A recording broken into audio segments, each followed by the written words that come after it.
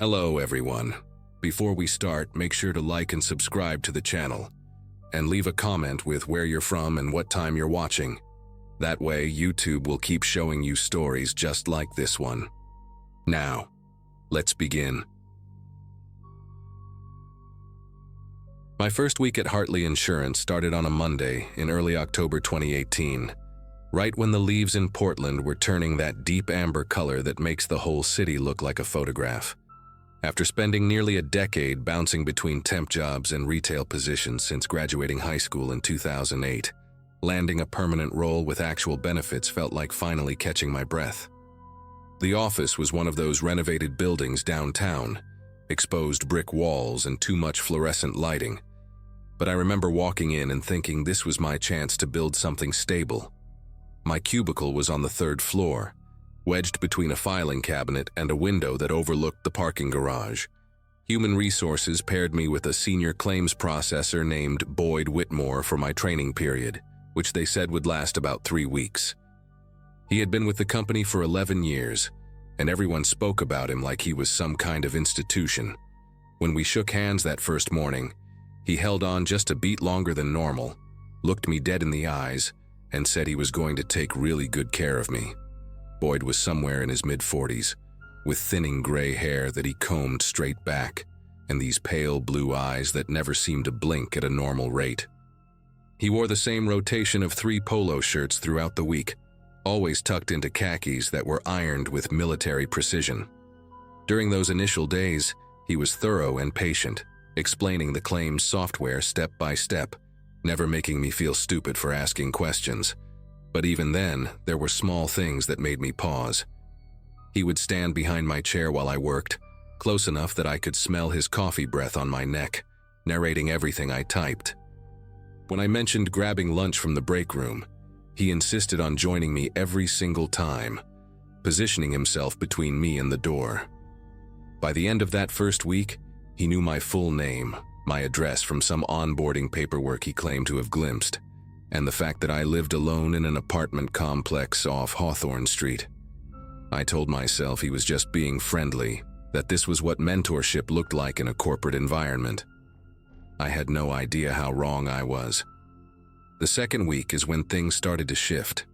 Boyd began sharing personal details about his life that felt wildly inappropriate for a professional setting, let alone someone I had known for only 7 days. He told me about his divorce, which had happened 4 years prior, and how his ex-wife had taken everything from him, including his dignity. He described the empty apartment he went home to every night, the silence that greeted him when he unlocked the door, the way he sometimes forgot to eat dinner because there was no one there to remind him. These conversations always happened when we were alone, usually in the small conference room where he conducted my training sessions with the door closed. He would pause mid-explanation about a claims procedure, stare at some fixed point on the wall, and then launch into another confession about his loneliness.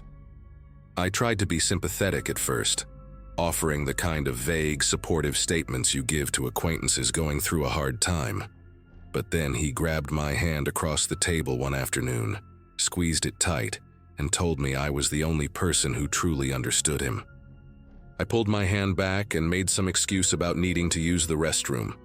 When I looked in the bathroom mirror, my face had gone pale, and there was this tight knot forming in my chest that would become a permanent fixture over the following weeks. After that incident, I started noticing how Boyd had positioned himself as a barrier between me and the rest of the office. Whenever someone stopped by my cubicle to introduce themselves, he would materialize within seconds, steering the conversation back to work or finding some reason to pull me away. A woman named Heather from accounting tried to invite me to a Friday happy hour during my 3rd week, and Boyd intercepted before I could even respond, telling her that I was still in training and needed to focus. He said it with this polite smile plastered on his face, but his tone left no room for argument. Heather gave me this look, eyebrows slightly raised like she was trying to communicate something without words. I wish I had paid more attention to that look. I wish I had followed her to her desk and asked what she knew about Boyd Whitmore that I clearly did not.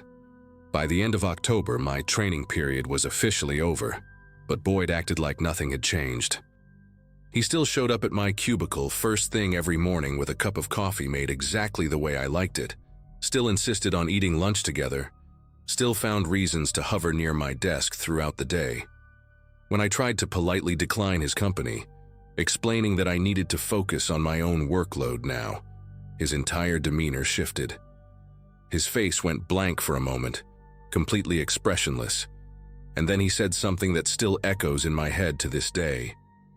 He called me his closest person, not his closest friend, not his work buddy, but his closest person, like I was somehow essential to his existence. He said it so matter-of-factly, like he was stating an obvious truth that I should have already known. I told him that was a really intense thing to say to a coworker, that we barely knew each other, and that I needed some professional distance. He just nodded slowly, that blank expression returning, and walked away without another word. I thought maybe I had finally gotten through to him. The next morning, I overheard Boyd talking to one of the senior managers near the coffee machine. I was walking past, and he did not seem to notice me, or maybe he did, and wanted me to hear. He was saying that he was worried about me, that I had been struggling emotionally since starting at the company, that I had confided in him about personal problems at home. He lowered his voice to this concerned whisper and said he was the only support system I had right now. The manager, a man named Glenn who I had maybe spoken to twice, was nodding along sympathetically. I stood there frozen in the hallway, unable to process what I was hearing. Boyd was constructing an entire fictional narrative about me, painting himself as my caretaker and me as some fragile mess who needed him. When I finally gathered myself enough to approach Glenn later that day, planning to set the record straight, he looked at me with this pitying expression and asked if everything was okay at home. Boyd had gotten to him first. Boyd had gotten to everyone first. I started keeping a written log of every interaction, every lie I overheard him tell, every time he showed up uninvited at my desk. My notebook filled up fast. November came with gray skies and early darkness, and I began dreading the walk to my car at the end of each shift. The parking garage was attached to the building, 4 levels of concrete and dim lighting, and the kind of echoing silence that amplifies every footstep. I always parked on the 3rd level because it was closest to the elevator, but now that familiar route felt different. One evening, about a week after I had set boundaries with Boyd, I walked out to my car and noticed him standing 3 rows away, leaning against a concrete pillar with his arms crossed. He was just standing there watching me, not approaching, not waving, just staring with those unblinking pale eyes.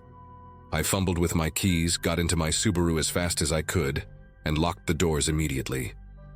When I looked in my rearview mirror as I pulled out of the space, he was still there, still watching, still completely motionless.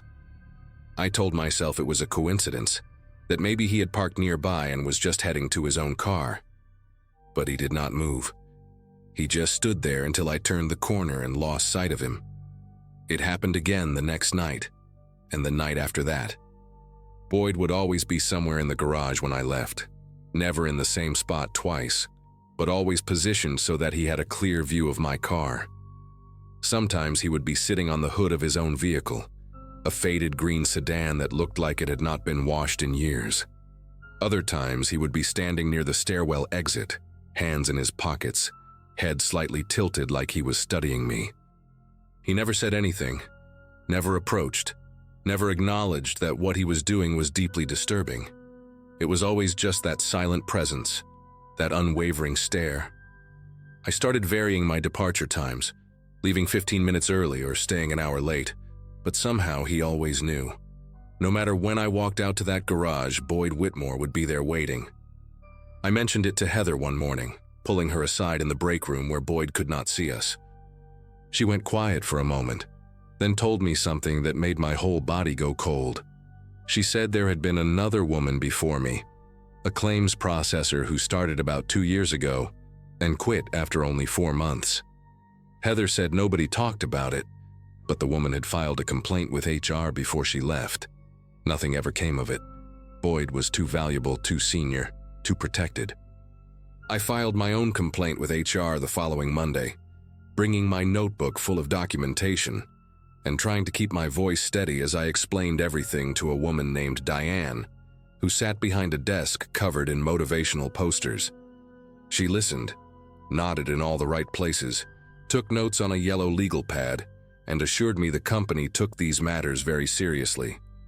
She said they would investigate and get back to me within 2 weeks. Those 2 weeks passed without a single word. When I finally followed up, Diane told me that after reviewing the situation, they had determined Boyd's behavior did not constitute harassment under company policy. She said he was simply being friendly and that perhaps I had misinterpreted his intentions. I asked about the parking garage incidents, about him waiting for me every single night, and she actually smiled and said that employees were allowed to use the parking facilities at any time. There was nothing they could do.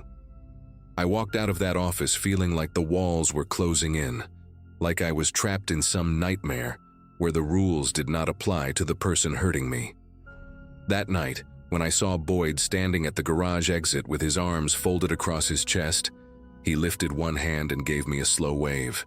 He knew I had reported him, and he knew nothing would happen. The day everything changed started like any other Thursday in mid-November. I got to work early, hoping to avoid Boyd in the morning, but he was already at my cubicle when I stepped off the elevator. He had brought me coffee again, that same cup with 2 sugars, and he was sitting in my chair like he belonged there. When he saw me, he stood up and held out the cup with both hands like an offering. I told him I did not want it, that I needed him to leave my workspace immediately, that I was documenting everything for a potential legal case. Something flickered behind his eyes when I said that, something quick and dark that disappeared as fast as it came. He set the coffee down on my desk very slowly, very deliberately, and then he leaned in close enough that I could see the individual pores on his face. He whispered that I was making a mistake, that he was the only one who truly cared about me, that everyone else in this office was just pretending. He said I would regret pushing him away. Then he straightened up, smoothed down his polo shirt, and walked back to his own desk like nothing had happened. My legs felt weak. I had to sit down in my chair, the same chair he had just been sitting in, and I could still feel the warmth from his body on the fabric. That evening, I did not go to the parking garage alone. I had called my older brother Nathan during my lunch break, voice cracking as I explained what had been happening for the past 6 weeks.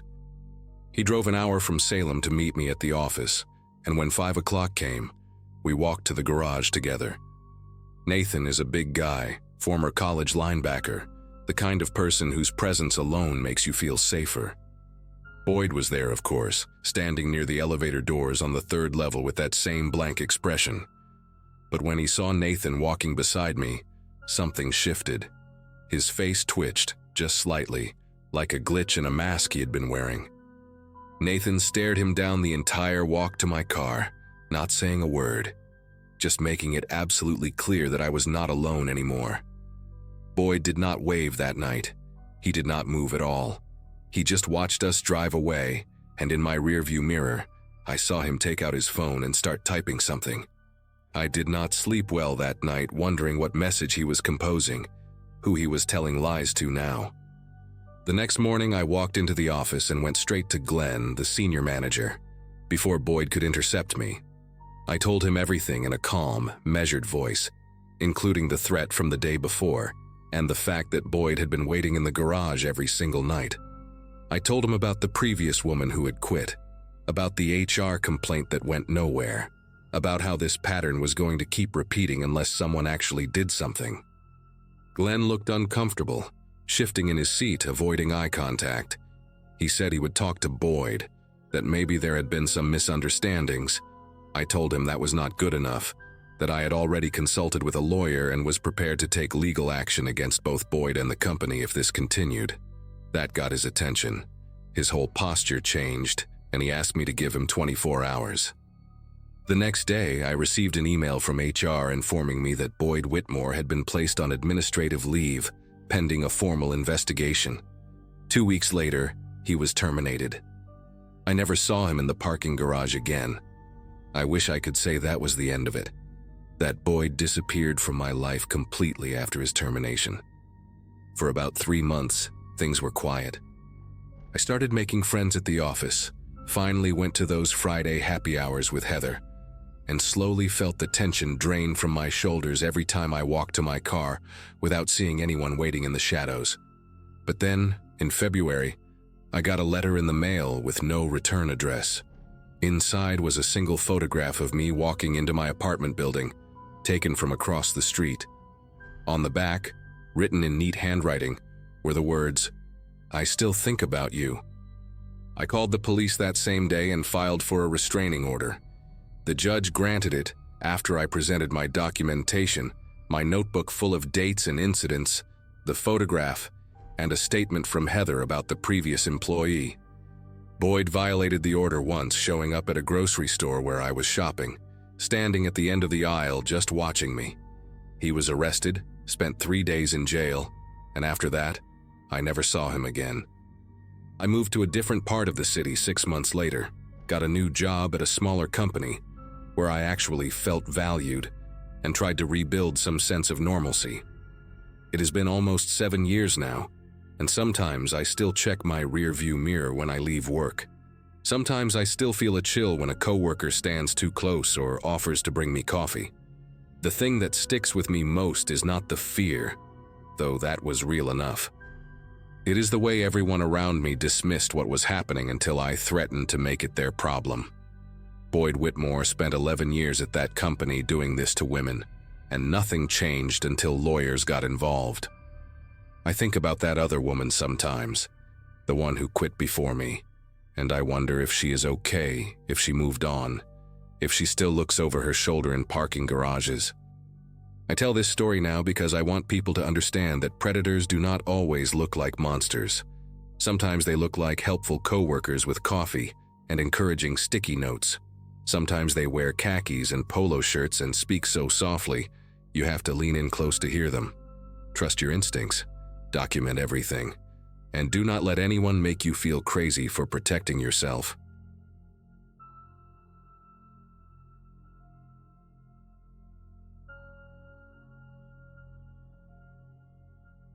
Overnight shifts at a gas station in the middle of nowhere have a way of making you question your life choices. My graduating class from 2011 had scattered across the country chasing careers and dreams, while I found myself behind a counter in rural Ohio, selling cigarettes and energy drinks to truckers passing through on Route 42. It was early February, a Wednesday night so cold that the air itself seemed frozen, and the fluorescent lights above the pumps flickered every few minutes like they were trying to send a message.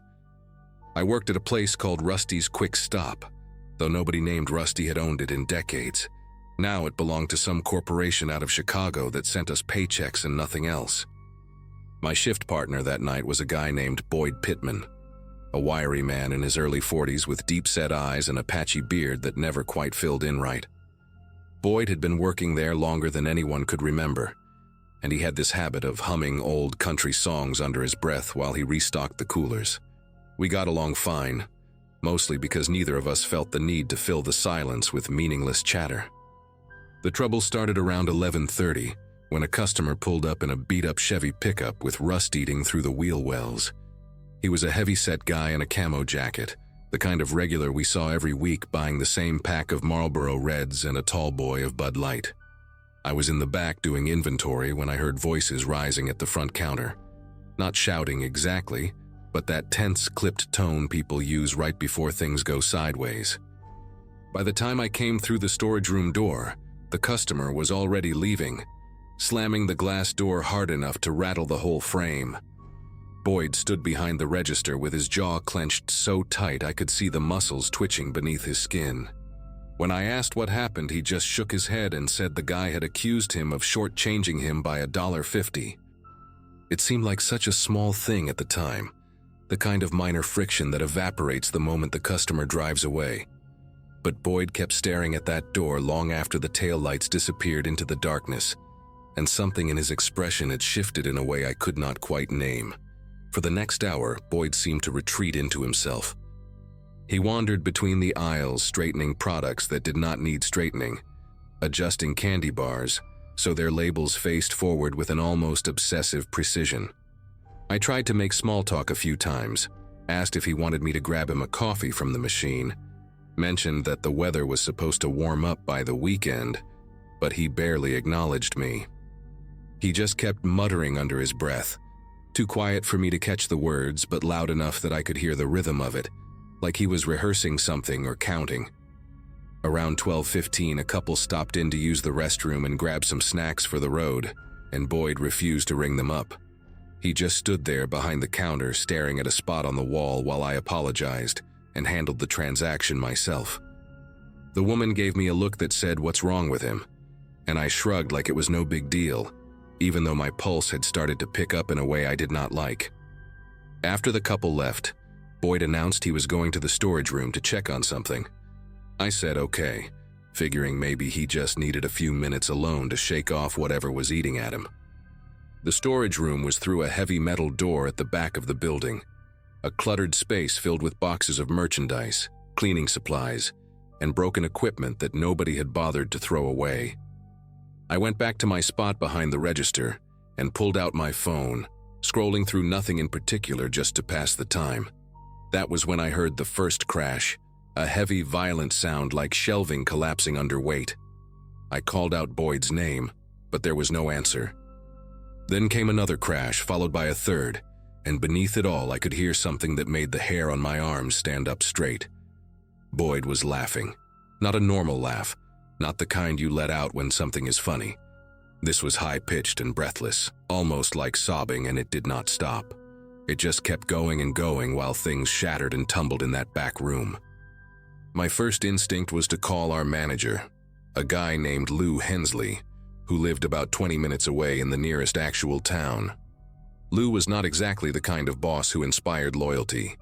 He spent most of his time at home watching cable and only showed up to collect the register totals. But he was the only authority figure I had access to at that moment. I moved toward the landline phone mounted on the wall behind the counter, the one we used for calling in orders and emergencies. When I picked up the receiver, there was no dial tone, just dead silence. I pressed the hook switch a few times, thinking maybe the connection was loose, but nothing happened. That was strange because that phone had worked fine earlier in the evening when Lou had called to check if we needed anything from the supplier.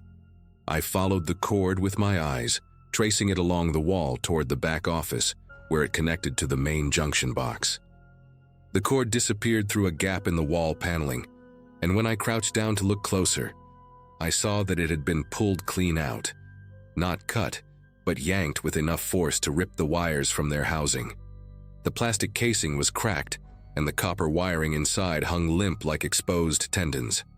A cold realization crept through me as I stood back up. Boyd had gone to the storage room maybe 10 minutes ago, but the back office shared a wall with that space. He could have easily slipped through the connecting door and torn out the phone line without me noticing. The crashing and laughing would have covered any sound. I reached for my cell phone in my back pocket, but when I pulled it out, the screen showed no signal. That was not unusual for this stretch of road. Cell coverage out here was spotty on a good day and nearly non-existent at night when atmospheric conditions shifted. Still, seeing those empty bars made my chest tighten in a way that bordered on panic.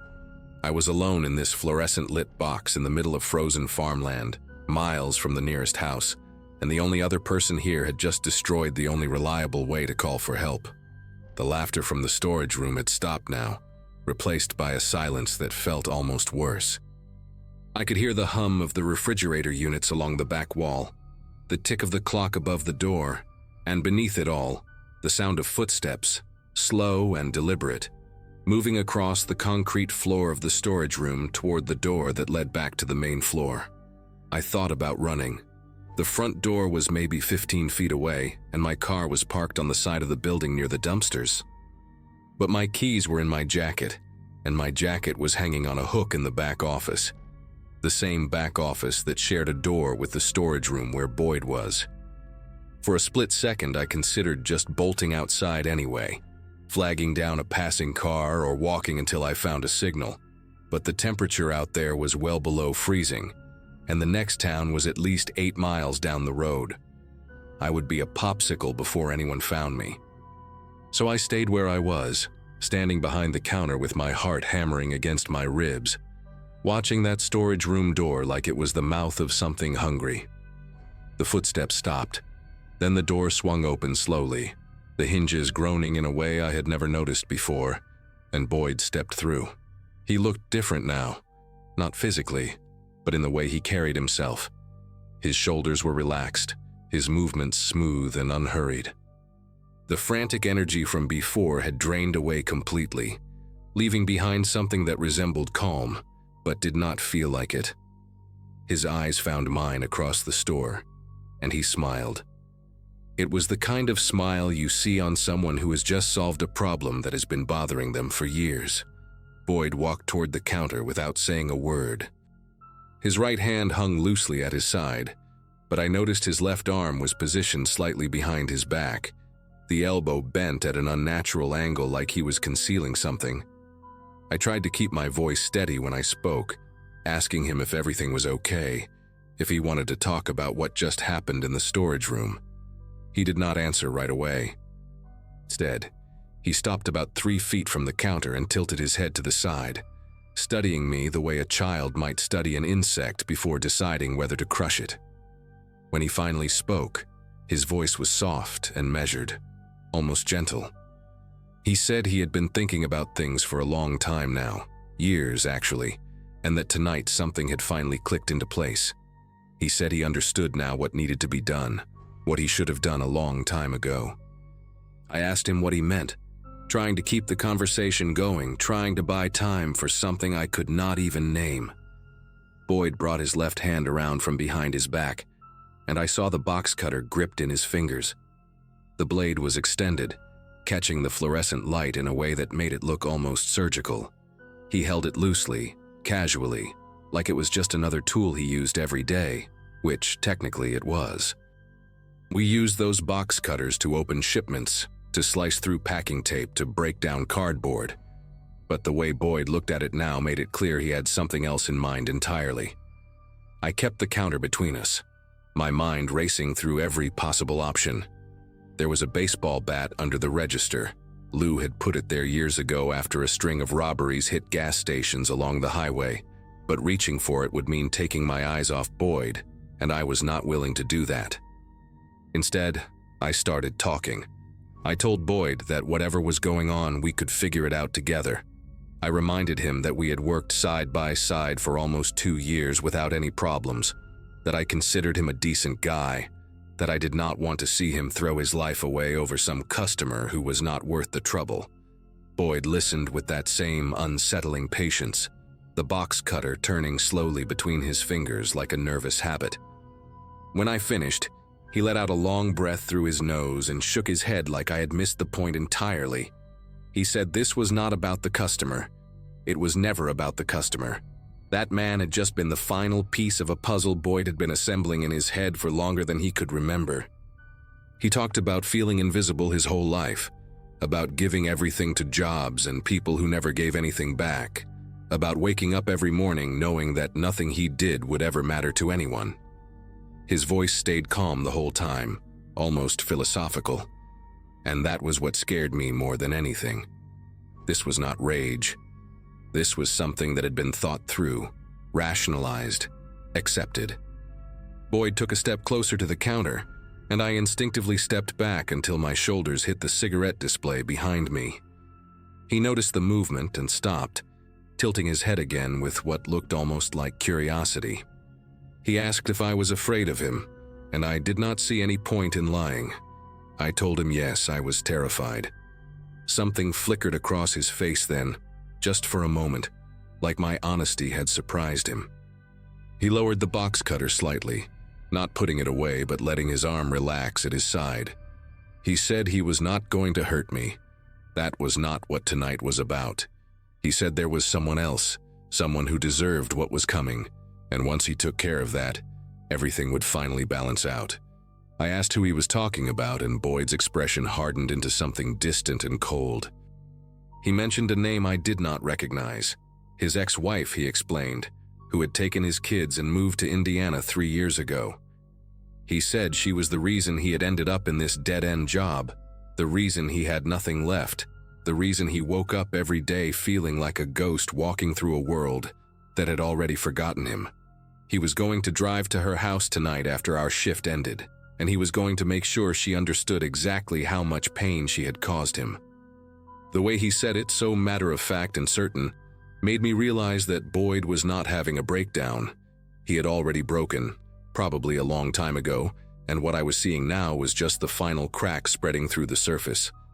I knew I had to do something. If Boyd walked out that door and drove to Indiana, someone was going to die. Maybe his ex-wife, maybe his kids if they got in the way, maybe Boyd himself when the police caught up with him. And I would have to live with knowing I stood there and let it happen. So I did the only thing I could think of in that moment. I lied. I told Boyd I understood how he felt, that I had been through something similar after my own father walked out on our family when I was a kid. I told him that hurting his ex-wife would not fix anything. It would just mean his children would grow up knowing their father was a murderer, and they would hate him for it the same way I hated my dad for abandoning us. None of it was true. My parents were still married, still living in the same house in Columbus where I grew up. But I watched Boyd's face as I spoke, searching for any crack in that terrifying composure, and I saw something shift behind his eyes. He was listening. Really listening. I kept going, making up details about sleepless nights and therapy sessions, and the long road to forgiving someone who had hurt me deeply. I told him that revenge was a door that only opened one way, and once you walked through it, you could never come back. Boyd stood there for what felt like hours, though it was probably only a minute or two. The box cutter was still in his hand, but his grip had loosened, and the blade was no longer pointed in my direction. He looked exhausted suddenly, like all the energy that had been fueling him had drained away at once. When he finally spoke, his voice was barely above a whisper. He said he was tired. So tired of being angry, of carrying all this weight, of waking up every day with nothing to look forward to except more of the same emptiness. I saw tears forming in the corners of his eyes, and for the first time that night, Boyd looked less like a threat and more like what he really was, a broken man standing at the edge of a cliff, trying to decide whether to jump. I asked him to put down the box cutter, and after a long pause, he set it on the counter between us. The metal clattered against the surface, and I let out a breath I did not realize I had been holding. I came around the counter slowly, keeping my movements calm and deliberate, and I picked up the box cutter and slid it into my back pocket. Boyd did not try to stop me. He just stood there with his arms hanging limp at his sides, staring at the floor like he had forgotten where he was. Around 1 a.m, a semi-truck pulled into the lot to refuel, and the driver came inside to pay. I used the opportunity to ask if I could borrow his phone, told him mine had died, and I needed to make an urgent call. He handed it over without asking questions, and I stepped outside into the freezing air and dialed 911. I explained the situation as calmly as I could. My coworker had experienced some kind of mental health crisis. He had made threats against his ex-wife, and I needed someone to come out here before he changed his mind and tried to leave. The dispatcher told me to stay on the line, and that officers were being sent from the county sheriff's office about 25 minutes away. When I went back inside, Boyd was sitting on the floor behind the counter with his knees pulled up to his chest, rocking slightly and humming one of those old country songs he always hummed during his shifts. He did not look up when I approached. He did not seem to notice anything at all anymore. I sat down on the floor a few feet away from him and waited, watching the parking lot through the glass doors for the flash of red and blue lights. Neither of us said a word. The fluorescent lights buzzed overhead, and somewhere outside, the wind howled across the frozen fields, and I remember thinking that this was the longest night of my entire life. The police arrived around 1:40, 2 cruisers pulling into the lot with their lights on but no sirens. They took Boyd away in handcuffs, though he did not resist. He just walked between the officers like a sleepwalker, his eyes empty and distant. One of the deputies stayed behind to take my statement, and I told him everything that had happened from the argument with the customer to the moment I called for help. He said I had probably saved at least 1 life that night, maybe more, and that I should be proud of how I handled things. I did not feel proud. I felt hollow and exhausted and deeply shaken in a way I had never experienced before. I quit working at Rusty's Quick Stop a week later, could not bring myself to go back to that building, to stand behind that counter, to look at the spot where Boyd had set down that box cutter. I heard later that he was admitted to a psychiatric facility downstate, that his ex-wife had been notified about the threats and had taken out a restraining order. I never saw Boyd again. Sometimes I still think about that night, about how close everything came to going wrong, about the lies I told to keep a broken man from destroying himself and everyone around him. I do not know if what I did was right. I just know that when the sun finally came up the next morning, everyone who was supposed to be alive was still breathing, and maybe that is the only thing that matters in the end.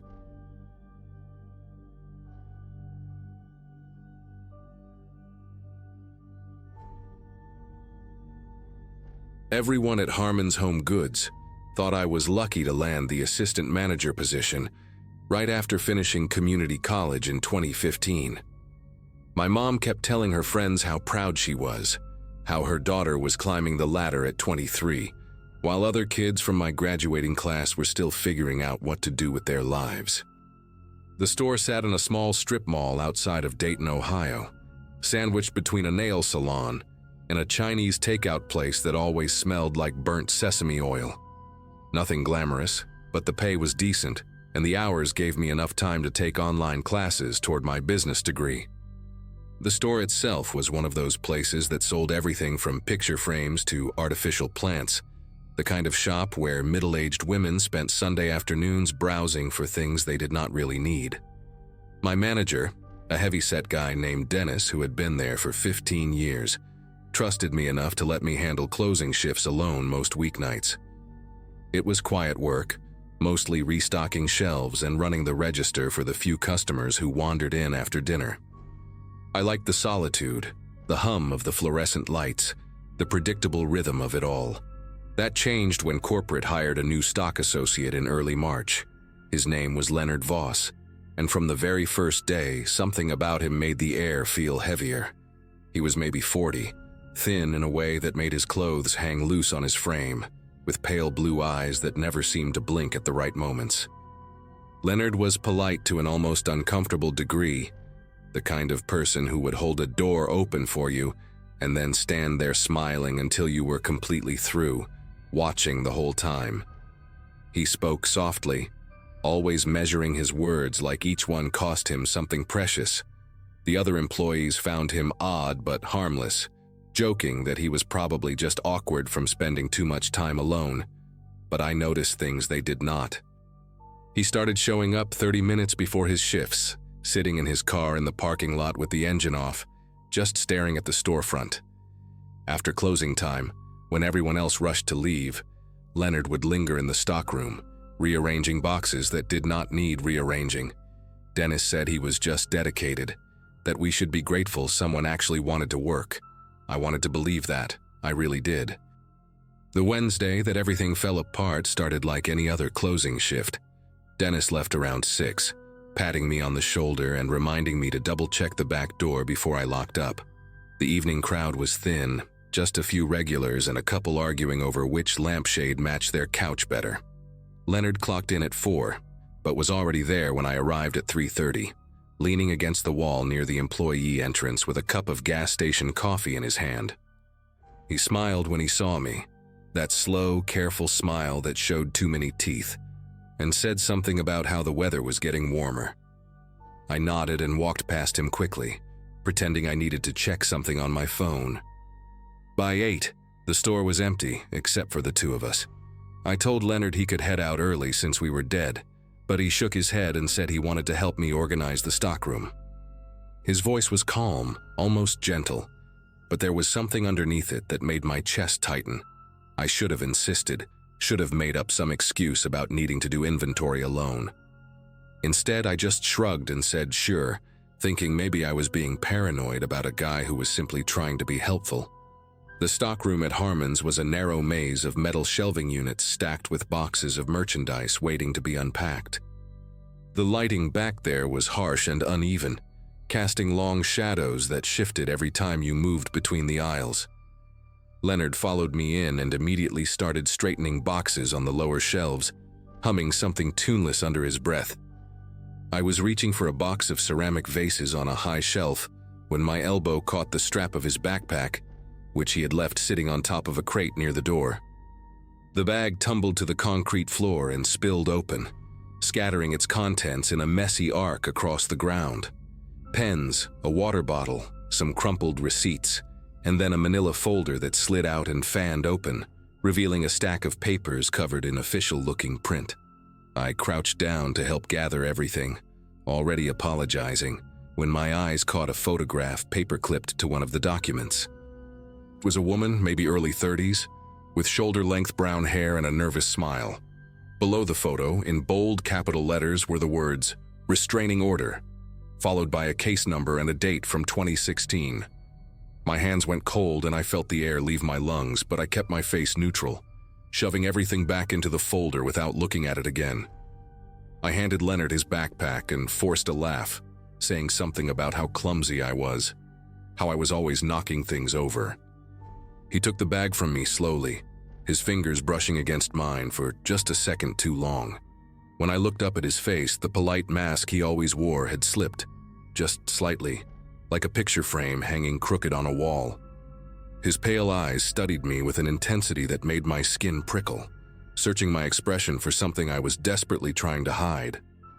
He asked me if I saw anything interesting in there, his voice still soft but with a new edge to it, like a knife wrapped in velvet. I shook my head and told him I was not paying attention, that I just grabbed everything and stuffed it back in. For a moment, neither of us moved.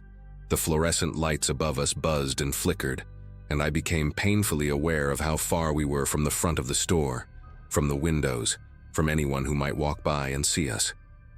Then Leonard smiled again, but this time it did not reach his eyes. He said it was fine, that he appreciated me helping him pick everything up, and he zipped the backpack closed with slow, deliberate movements. After that, the atmosphere in the store shifted into something I cannot quite describe. It was like the air had thickened, like every shadow in my peripheral vision was watching me. Leonard did not go back to organizing the stockroom. Instead, he followed me out onto the sales floor and stayed within 15 feet of me no matter where I went. When I walked to the register to count the drawer, he appeared at the end of the aisle, pretending to straighten a display of picture frames. When I moved to the home decor section to fix a fallen sign, he was suddenly there too, examining a set of candles like they were the most fascinating things he had ever seen. I tried to tell myself it was coincidence, that the store was small and we were bound to cross paths. But every time I turned around, there he was, those unblinking eyes locked onto me with a patience that felt predatory. Around 9:30, he finally spoke again. He was standing near the greeting card section, maybe 10 feet away from me, and he asked in that measured voice of his whether I thought people trusted too easily these days. I pretended not to hear him at first, hoping he would let it go. He did not. He repeated the question, slower this time, and added that some people just hand over their trust to strangers without ever stopping to wonder if they should. I mumbled something about how I guessed that was true, trying to keep my voice steady while my heart slammed against my ribs like it was trying to escape. Leonard nodded slowly, as if I had just confirmed something he already knew. He took a few steps closer, close enough that I could smell the stale coffee on his breath and see a small scar on his chin I had never noticed before. He told me he used to work at a department store up in Michigan, a place called Burgers that went out of business a few years back. Said he had a coworker there, a young woman named Heather who was a lot like me. Friendly, hardworking, always willing to close alone because she thought it made her look dedicated. His voice dropped lower when he said her name, almost tender, and something about the way he lingered on those two syllables made my stomach turn. I asked him what happened to her, the question slipping out before I could stop it. Leonard tilted his head to one side, studying me the way a cat studies a mouse that has wandered too far from its hole. He said he was not sure, that she stopped showing up to work one day and nobody ever heard from her again. Then he smiled, that wrong smile that showed all his teeth, and said some people just vanish like that, like smoke. The next hour was the longest of my life. I kept glancing at the clock above the register, watching the minutes crawl by with agonizing slowness. Leonard stayed close, always close, commenting on things in that soft voice that now sounded like a threat wrapped in politeness. He asked me if anyone knew I was working tonight, if my family expected me home at a certain time. When I lied and said my boyfriend was picking me up at 10, something flickered across his face, a micro-expression of annoyance that vanished almost as quickly as it appeared. He recovered fast, nodding and saying that was nice, that it was smart for a young woman to have someone looking out for her. I did not have a boyfriend. I lived alone in a studio apartment 15 minutes away, and the only person who might notice if I did not come home was my cat. But Leonard did not need to know that. I excused myself to the bathroom, locking the door behind me and pulling out my phone with trembling fingers. My first instinct was to call the police, but what would I even say? That my coworker was being creepy? That I found some papers in his bag? I needed more, something concrete that would make them take me seriously. So I opened my browser and typed in his name along with the word restraining order, praying that whatever I found would tell me I was overreacting.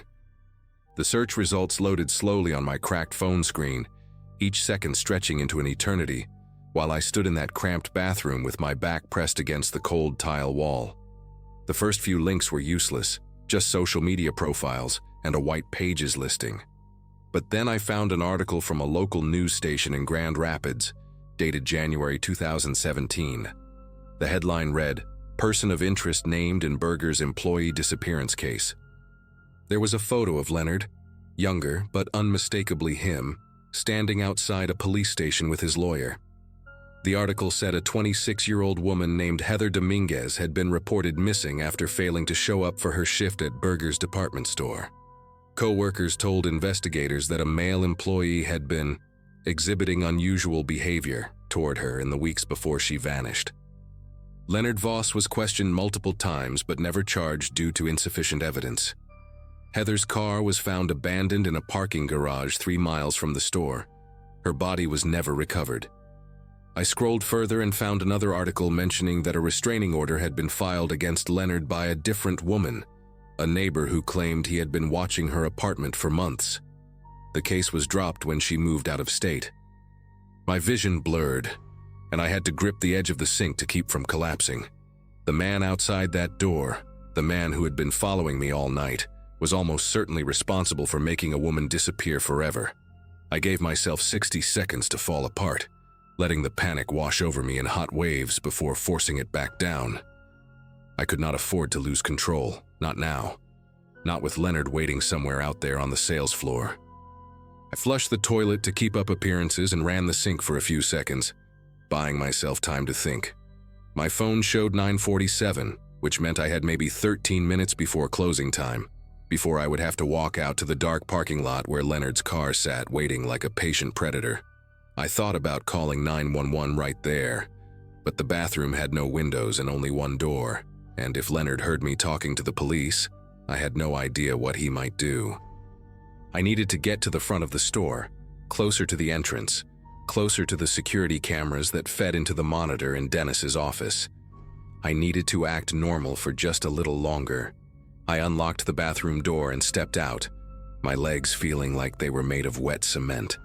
Leonard was standing at the end of the hallway, leaning against the wall with his arms crossed, watching me emerge with an expression that was somehow both blank and hungry at the same time. He asked if I was feeling okay, said I had been in there a while. I told him my stomach was bothering me, something I ate for lunch.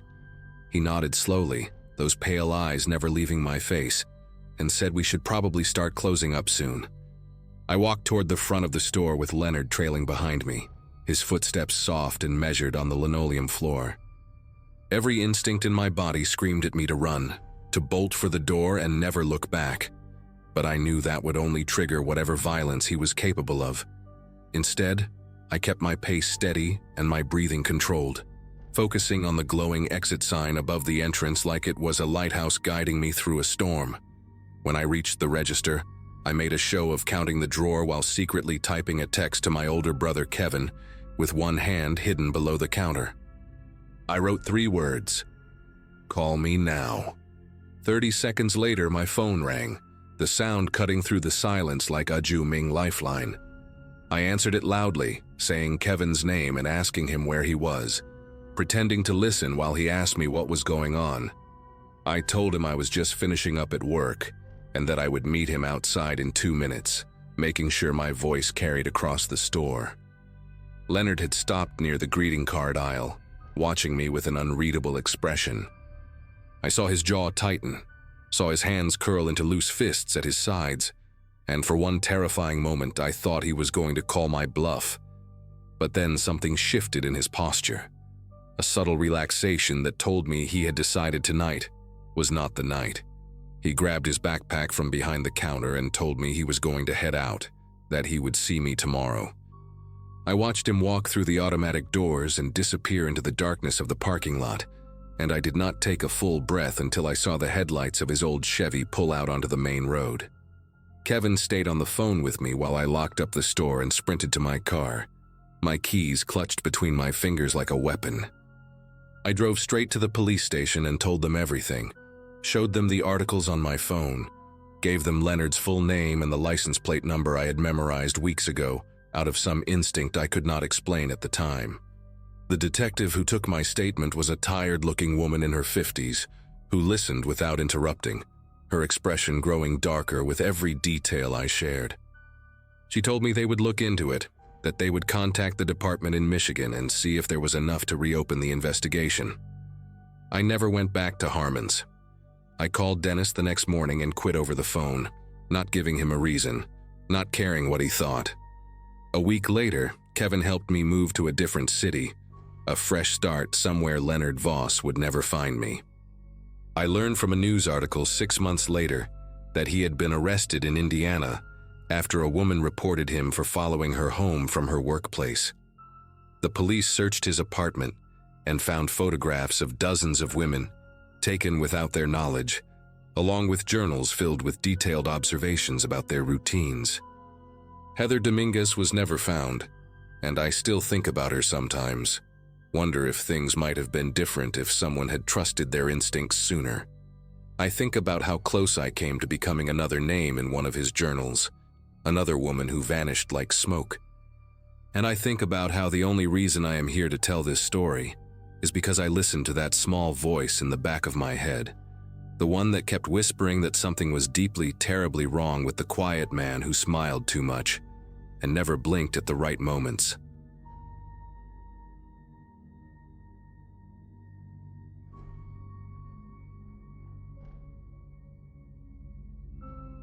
Night shift at Holbrook Distribution Center paid better than anything else I could find after dropping out of college my sophomore year. My parents had graduated in the class of '89, both of them, and here I was stacking boxes in a warehouse outside of Portland while my younger sister finished her nursing degree. It was humbling, sure, but the work was steady and the people mostly kept to themselves. I had been there about 8 months when Curtis Beale transferred from the morning crew to our shift. He was one of those guys who stood a little too close when he talked, always finding reasons to hover near my station in the picking area. At first I thought he was just lonely, new to the shift, no friends yet, probably nervous. He had this habit of laughing at things that were not funny, this dry chuckle that came half a second too late. I made the mistake of being polite to him during my first week working alongside him, and I think he took that politeness as an invitation to something more. Curtis was probably somewhere in his mid-40s, with thinning hair he combed straight back, and these watery blue eyes that never seemed to blink enough. He wore the same rotation of 3 polo shirts under his safety vest, and he always smelled faintly of menthol cigarettes and cheap soap. The first few conversations were harmless enough. He asked about my car, about whether I liked the shift supervisor, about what kind of music I listened to during my commute. I answered with short sentences, nothing personal, just enough to not seem rude. But then he started showing up at my locker before shifts, waiting there like it was our meeting spot. He would ask if I wanted to walk to the floor together, and when I said I needed to use the restroom first, he would still be there when I came back. My coworker Elise noticed before I did. She pulled me aside one night and said that Curtis had been asking other people questions about me, whether I had a boyfriend, where I lived, what my schedule looked like. I tried to create distance after that. Started taking my breaks at different times, eating my lunch in my car instead of the break room, switching my locker to the row closer to the supervisor's office. For about 2 weeks it seemed to work. Curtis would still wave at me from across the floor, still try to catch my eye when we passed each other near the loading docks. But he kept his distance. I thought maybe he had gotten the message.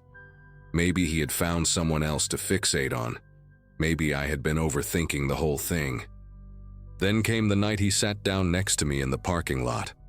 I was in my car with the windows cracked, eating a sandwich and scrolling through my phone, when the passenger door opened and he just climbed in. No knock, no asking permission. He sat down in my passenger seat like we had planned to meet there, like this was something we did every night. He had a bag of chips in his hand and he offered me some, smiling with those thin, colorless lips. And I was so stunned that I did not say anything for a full 5 seconds. I told him he needed to get out of my car. My voice came out smaller than I wanted it to, almost like a question instead of a demand. Curtis laughed, that same delayed chuckle, and said he just wanted to keep me company, said he noticed I always ate alone and that it made him sad to see. I repeated myself, louder this time, and something in his expression shifted. It was subtle, just a flicker behind his eyes, but I saw irritation there, maybe even anger. He held up his hands in mock surrender and said he was just trying to be friendly, that I did not need to be so hostile about it. Then he got out, slow and deliberate, and stood outside my window for a moment before walking away. He did not look back, but I watched him cross the parking lot in my rearview mirror, and I noticed that his hands were balled into fists at his sides. I locked my doors and sat there until my break was over, my sandwich untouched on my lap. The next few shifts were quiet, almost too quiet. Curtis avoided me entirely, would not even look in my direction when we crossed paths on the floor. I told myself that the car incident had finally gotten through to him, that he understood now that I wanted nothing to do with him. Elise was not so sure. She said men like Curtis did not just give up, that they stewed and planned and waited. I thought she was being paranoid. Then a new hire named Becca started on our shift. Young, maybe 19 or 20, fresh out of high school with braces still on her teeth. She worked the station next to mine, and on her third night she asked me a question that made my throat tighten. She wanted to know if it was true, what Curtis had told her during orientation. She said he had mentioned that we used to date, that things had ended badly, that I had a habit of leading men on. Her voice was curious, not accusatory, like she was just trying to get the gossip straight. I told Becca that none of it was true, that Curtis and I had never dated, that I had barely spoken 10 sentences to him in total. She looked confused, said that he had been pretty detailed about it, mentioned specific dates we had supposedly gone on, restaurants we had eaten at together, even described a necklace he claimed to have bought me for my birthday. I felt sick listening to her recount these fabrications. The level of detail he had invented was disturbing, like he had constructed an entire relationship in his mind and was now presenting it as fact to anyone who would listen. Becca apologized, said she had no idea, said Curtis had seemed so sincere when he talked about it. I asked her who else he had told these stories to. She said she was not sure, but that he had been chatting with pretty much everyone during the orientation sessions that week. There had been 6 new hires altogether, and Curtis had apparently made himself their unofficial welcome committee. Over the next several days, I started noticing the looks. Whispers that stopped when I walked into the break room. Small groups of newer employees glancing at me and then quickly looking away. One guy from receiving, barely out of his teens, actually winked at me when I passed him near the loading bay, and when I asked him what that was about, he just laughed and said Curtis had told him I was a lot of fun. I did not understand what he meant at first. Then Elise pulled me aside again and told me what she had overheard in the women's restroom. 2 of the new hires had been talking about me, sharing stories that Curtis had apparently told them in graphic detail. Stories about things I had supposedly done with him, Intimate things, explicit things, described with enough specificity that they sounded almost believable. One of the girls had mentioned a birthmark on my lower back, something Curtis could not possibly have known about unless he had seen me undressed, which he absolutely had not. I confronted Curtis that same night, found him by the vending machines during second break, alone for once, feeding quarters into the slot for a candy bar. I asked him what he thought he was doing, why he was telling people these lies, where he had even gotten the detail about the birthmark. He turned around slowly, that infuriating half-smile on his face, and said he had no idea what I was talking about. I told him I knew exactly what he had been saying, that multiple people had come to me with his stories, that this was harassment and I was going to report him. The smile did not waver. He leaned in closer, close enough that I could smell the menthol on his breath, and said that it was his word against mine, and that everyone already believed him. Then he said something that made my entire body go rigid. He described the birthmark again, its exact shape and location, and then he described something else, a small scar on my hip from a childhood bike accident, something not even my closest friends knew about. He said he had seen everything, and that I should be more careful about leaving my gym bag unattended in the locker room. I went straight to the shift supervisor after that conversation. His name was Gary Fonseca, a heavy-set man in his 50s who had been running the night crew for over a decade. I sat in his cramped office with the fluorescent light buzzing overhead and told him everything: the unwanted attention, the invasion of my car, the fabricated stories, the intimate details Curtis could only have obtained by going through my personal belongings. Gary listened with his arms crossed, nodding occasionally, his expression unreadable. When I finished, he let out a long breath and said he would look into it, said he took these things seriously, said I should document everything from now on. But then he added something that made my heart sink. He said Curtis had been with the company for almost 15 years, that he had never had a single complaint against him, that some of the things I was describing sounded like misunderstandings. He asked if maybe I had given Curtis mixed signals without realizing it. I left his office feeling smaller than when I had walked in. The documentation became my obsession after that. I started carrying a small notebook in my vest pocket, writing down every interaction, every look, every comment I overheard. I saved text messages from coworkers who told me what Curtis was saying behind my back. I even asked Elise to write a statement about what she had witnessed, which she did without hesitation. Within 2 weeks, I had filled half the notebook with incidents. Times Curtis had followed me to my car after shift. Times he had shown up in aisles where I was working alone. Times new employees had approached me with increasingly disturbing versions of his stories. The rumors had evolved by then. He was no longer just claiming we had dated. Now he was telling people we were still seeing each other in secret, that I was engaged to someone else but could not stay away from him, that I had begged him not to tell anyone about our arrangement. One of the newer guys asked me point blank if it was true that I had a thing for older men, and when I said absolutely not, he just shrugged and said Curtis had shown him pictures. That was when I knew I had to go above Gary. The pictures changed everything. I contacted corporate HR directly, sent them an email with scanned pages from my notebook, attached the written statements from Elise and 2 other coworkers who had come forward, and explained that my direct supervisor had dismissed my concerns. The response came faster than I expected. Within 48 hours, an HR representative named Claudia drove up from the regional office to conduct interviews. She spoke to me first, then to Elise, then to several of the newer employees who had heard Curtis spreading his stories. She also pulled the security footage from the parking lot, which clearly showed Curtis entering my vehicle without permission on the night he had climbed into my car. When she finally sat down with Curtis himself, the interview lasted almost 2 hours. I do not know exactly what was said in that room, but I know that when Curtis walked out, his face was the color of old newspaper. He did not look at anyone.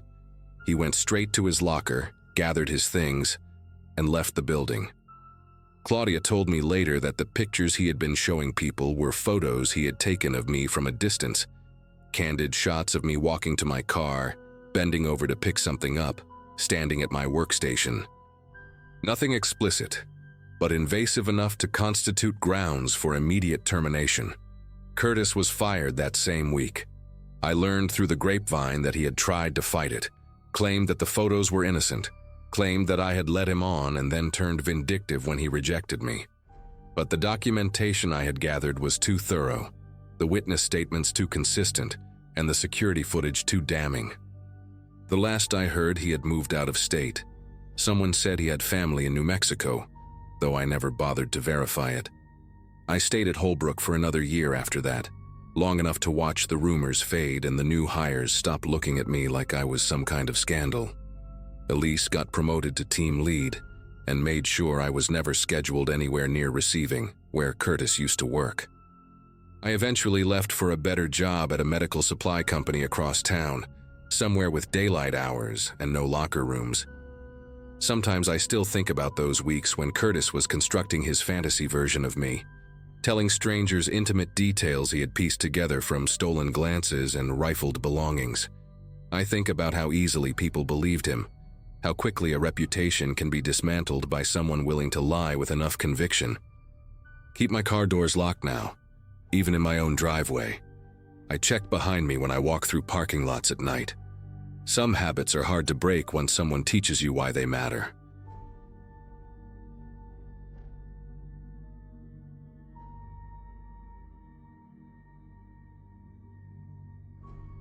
Friday nights at Bronco Burger were always chaos, but I had learned to love the rhythm of it.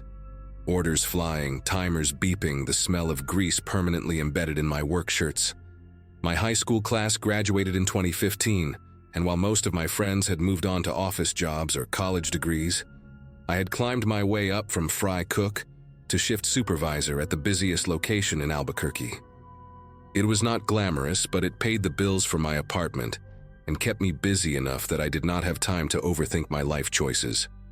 That particular Friday in March felt like any other, until a new hire named Curtis Weaver walked through the back door for his first closing shift. He was maybe a few years older than me, with a weathered look that suggested he had seen more than his share of rough nights. The hiring manager had brought him on last minute to cover a staffing gap, and I did not think much of it at first. Curtis kept his head down those first couple of hours, which I actually appreciated. New hires who talked too much usually burned the patties or forgot to restock the napkin dispensers.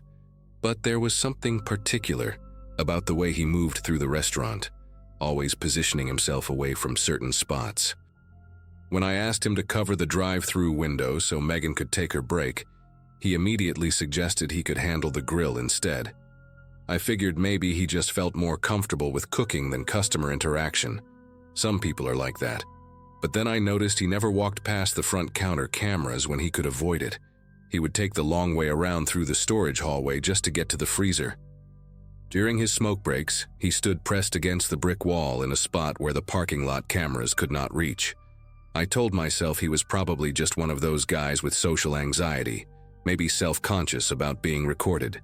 Plenty of people hate cameras. Still, a small part of my brain filed it away as odd. A week passed, and Curtis showed up for every shift on time, worked hard, never complained. I started to think I had been paranoid for nothing. He was quiet, sure, but he was reliable. And in fast food, reliable is worth its weight in gold. Then came the Tuesday night that changed everything. We were slammed until around 9, and after the rush finally died down, I headed to the break room to grab my energy drink from the mini fridge. The door was slightly open, and I pushed through without thinking. Curtis was sitting at the small table with his phone in his hands, and the second he saw me, he practically slapped the screen against his chest. His whole body went rigid, like a kid caught looking at something he should not be seeing. I put my hands up and laughed, told him to relax, I was just grabbing my drink. But I had already seen a flash of what was on his screen before he hit it. A news website, some kind of article with a mugshot photo at the top. He mumbled something about just checking the weather and shoved his phone into his pocket. I nodded, grabbed my drink and walked out. But the image stuck with me. A mugshot, a headline in bold red letters. Why would anyone react that way to a weather app? That night, after we locked up and I drove home to my apartment on Copper Avenue, I could not stop thinking about it. I kept telling myself it was none of my business. Maybe he had a family member in trouble with the law. Maybe he was reading about a friend. There were 100 innocent explanations, but something in the way his face had drained of color when he saw me, that was not embarrassment. That was fear. Real, animal fear. The kind you see in someone who thinks they have been caught. I barely slept that night, replaying the moment over and over in my head. The next few shifts, I watched Curtis more carefully. Not obviously. I did not want him to notice. But I paid attention. And that is when the questions started. It began small, almost casual. He asked me how often the Cisco truck came with supplies, and I told him Wednesdays and Saturdays, usually around 6 in the morning before we opened. He nodded like he was just making conversation. Then 2 nights later, while we were mopping the floors after close, he asked if the manager always counted the safe at the same time. I told him yeah, every night at 11:15, right before the final deposit. He laughed and said he was just curious about how things worked around here, wanted to understand the routine. But there was something behind his eyes when he asked, a sharpness that did not match the casual tone of his voice. I started keeping mental notes of every question he asked, and by the end of that week, the list had grown long enough to make my stomach turn. Thursday night was when things got worse. We were alone in the back, restocking the walk-in freezer, and Curtis leaned against the doorframe with his arms crossed. He asked me, real quiet, whether the back door alarm still glitched sometimes. I stopped what I was doing and looked at him, told him I did not know what he meant. He shrugged and said he had heard one of the other employees mention that the alarm on the emergency exit had a problem, that sometimes it did not go off right away when the door opened. I lied and told him they had fixed it months ago, that it worked fine now. He just nodded, but I could see the gears turning behind his eyes. He was testing me, trying to figure out if I knew something, or maybe trying to figure out if the building had a weakness he could exploit. When I got home that night, I locked my apartment door, sat on my couch, and finally typed his name into Google, Curtis Weaver. Nothing came up except some random LinkedIn profiles and a high school football coach from Tennessee. Whoever this guy was, Curtis Weaver was not his real name. I spent the next hour digging through everything I could find. I remembered the flash of that news article, the mugshot, the red headline. So I started searching for armed robberies in New Mexico from the past few months. Nothing matched. I expanded the search to neighboring states, Arizona, Texas, Colorado. That is when I found it. A news story from a local station in Las Cruces about an armed robbery at a sandwich shop 3 towns over from where I lived. 2 men had walked in just before closing, held the employees at gunpoint, and emptied the safe. One of the robbers had been caught a week later, but the other one had vanished. The article included a photo from the security camera, grainy but clear enough. The man in the image had the same narrow face, the same high cheekbones, the same way of holding his shoulders slightly hunched forward. But what made my chest tighten was the tattoo. On the side of his neck, partially visible in the security footage, was a tattoo of a snake coiled around a dagger. I had seen that exact tattoo on Curtis when he leaned over the fryer, his collar pulling to the side. There was no doubt in my mind anymore. I was working closing shifts with a wanted man. I barely made it to the bathroom before I threw up. My mind was racing through every interaction I had with him, every time we had been alone in the building together.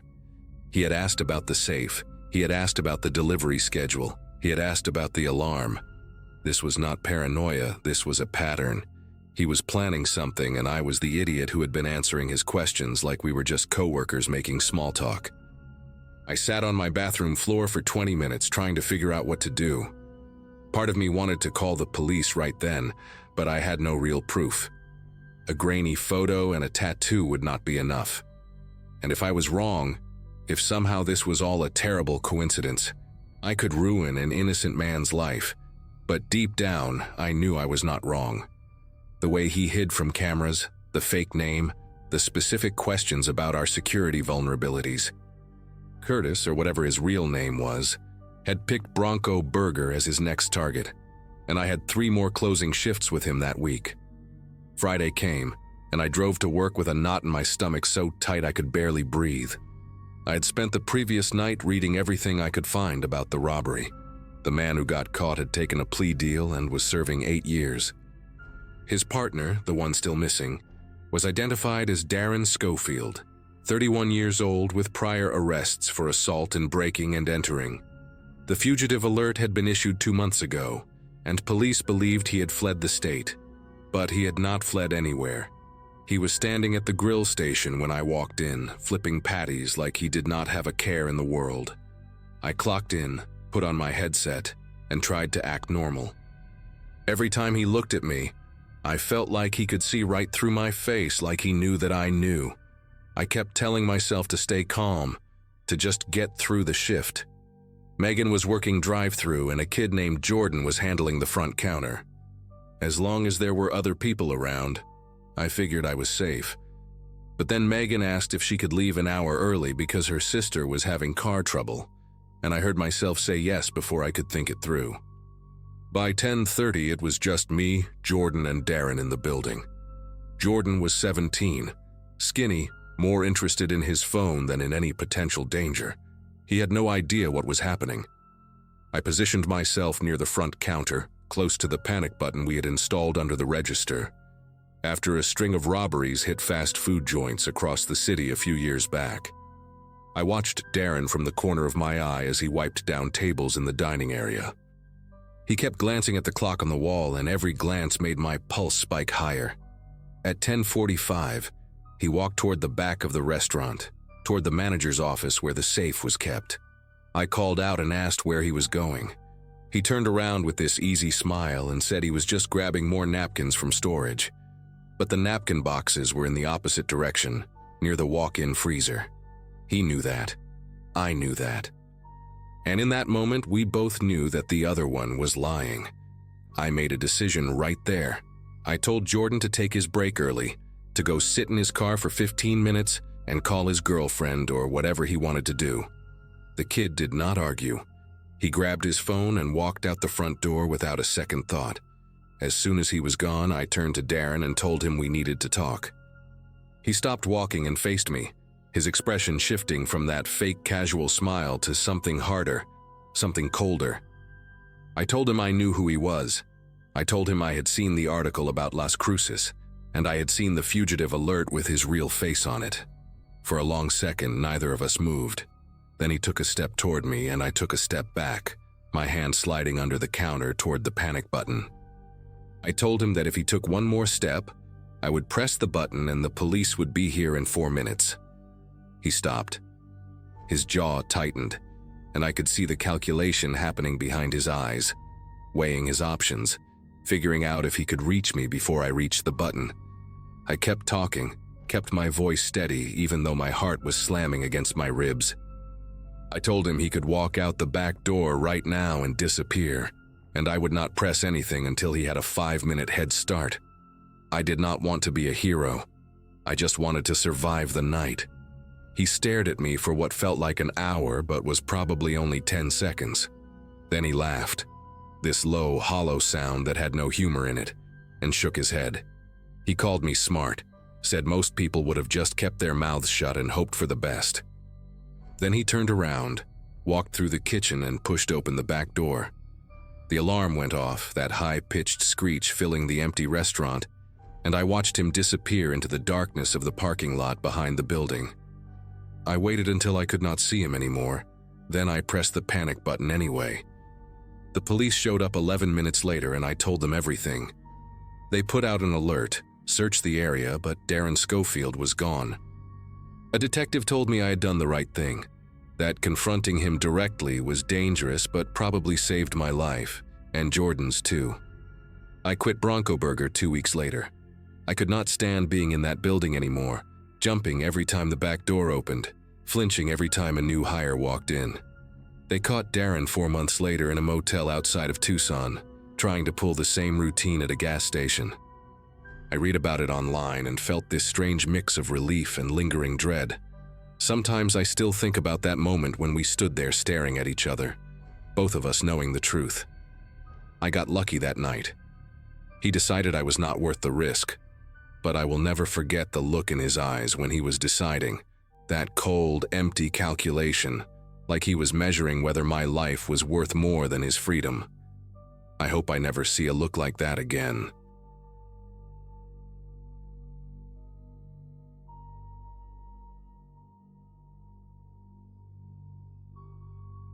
Closing shifts at Baxter's Home Goods were never anyone's idea of a good time, but I needed the extra hours that spring.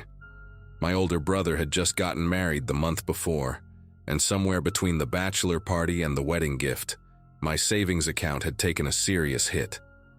At 26, watching your siblings settle into adulthood while you still eat cereal for dinner most nights does something to your self-esteem. So picking up shifts felt like the least pathetic way to get back on track.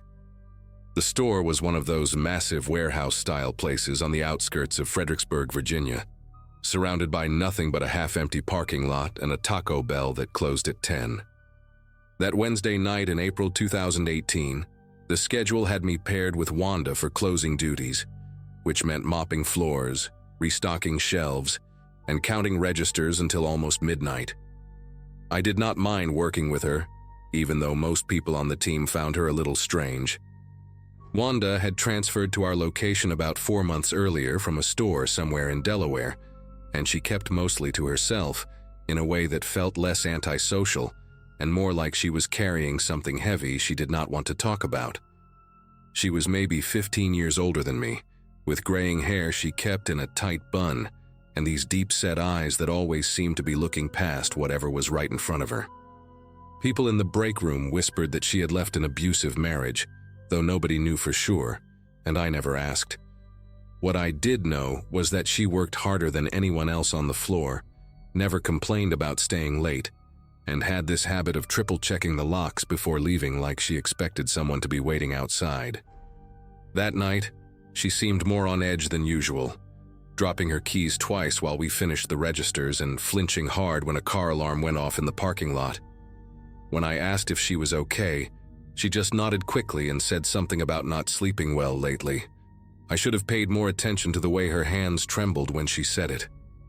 We finished closing around 11:45, and I walked Wanda out to her car like I always did. The parking lot had that eerie orange glow from the sodium lights, and our footsteps echoed louder than they should have against the empty asphalt. Her old Nissan Sentra sat alone near the back of the lot, which I always thought was a weird choice since there were plenty of spots closer to the door. When she tried to start it, the engine made this grinding sound, and then nothing. She tried again, same result. I could see her grip tightening on the steering wheel, knuckles going white, and for a second I thought she might start crying. I offered to give her a jump, but after checking under the hood, it was clear the battery was not the problem. Something mechanical had given out, and neither of us knew enough about cars to figure out what. She sat there staring at the dashboard like it had personally betrayed her, and I felt terrible just leaving her stranded in that empty lot close to midnight. That is when I made the offer that changed everything about that night. I told her I could drive her home, that it was no big deal, that she could call a tow truck in the morning when places were actually open. She hesitated for a long moment, looking around the parking lot like she was scanning for something in the shadows, and then finally agreed with a quiet thank you that barely reached my ears. The drive to her apartment complex took about 20 minutes, and she spent most of it staring out the passenger window without saying a word.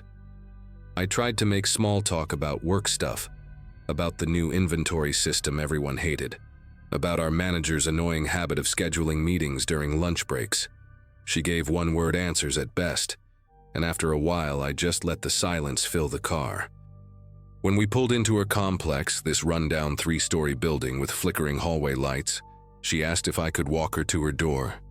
Said she did not like walking through the building alone at night. Something in her voice made it impossible to say no. Her apartment was on the 3rd floor, at the end of a hallway that smelled like mildew and cigarette smoke. The carpet was this faded brown color with stains I did not want to think about, and half the lights along the ceiling were either burned out or buzzing like dying insects. Wanda walked fast, her keys already in her hand, checking each door we passed like she expected one of them to swing open. When we reached her unit, number 312, she fumbled with the lock for what felt like forever before finally getting it open. She stepped inside and flicked on the light, then turned to thank me for the ride. I was about to say goodnight and head back to my car when she grabbed my wrist. Not hard, but firm enough to stop me. She asked if I could just come in for a minute, said she wanted to make sure everything was okay inside before I left. Her eyes had this desperate look that I had never seen at work, like she was holding back something much bigger than what she was saying. Against every instinct telling me to go home, I stepped inside. The apartment was small and sparse, just a living room connected to a tiny kitchen, with a single door that I assumed led to the bedroom. The furniture looked secondhand, a sagging couch with floral print, a coffee table with water rings on the surface, and a television that had to be at least 15 years old. What struck me was how clean everything was despite looking worn out, like she spent hours scrubbing surfaces that would never look new again. There were no pictures on the walls, no decorations, nothing personal at all except for a small ceramic cat figurine sitting on the windowsill above the kitchen sink. Wanda locked the door behind us, and I heard her slide the deadbolt, then a chain lock, then what sounded like a secondary bolt near the floor. 3 locks for a tiny apartment in a rundown complex seemed excessive, but I did not say anything. She walked through the space quickly, checking the bedroom, the closet, even pulling back the shower curtain in the bathroom. When she came back to the living room, she let out this long breath like she had been holding it the whole time. That is when I said I should probably get going, that it was getting late. And that is when everything changed. Wanda was standing between me and the door when her face just crumbled. There is no other way to describe it. One second she looked relieved, and the next her expression twisted into something raw and terrified, like she had suddenly remembered something horrible. She started mumbling under her breath, words I could not quite catch, and her eyes darted to the window like she had heard something outside. I asked her what was wrong, and she grabbed both my arms with a strength that surprised me, her fingernails digging into my skin through my jacket. She said he had found her. She said he was here, that he had been following her for weeks, watching her at work, waiting in the parking lot. I asked who, and she just shook her head violently, tears starting to stream down her face. She said I could not leave, that if I opened that door he would get in, that he was probably in the hallway right now. I tried to stay calm, told her we could call the police if someone was stalking her, but she almost screamed when I said that. She said the police never helped, that they never believed her, that last time she called them they treated her like she was crazy and let him walk free. I did not know what to do. Part of me wanted to believe her, because the fear on her face was so genuine it made my chest tight. But another part of me was starting to realize that something was very wrong with Wanda herself, not just her situation. She kept pacing between the door and the window, peeking through the blinds every few seconds, muttering about how he always found her no matter where she went. I tried to inch toward the door, said I could check the hallway to make sure no one was there, but she practically threw herself in front of it. She begged me not to open it, said that was exactly what he wanted, that he was waiting for one of us to step out.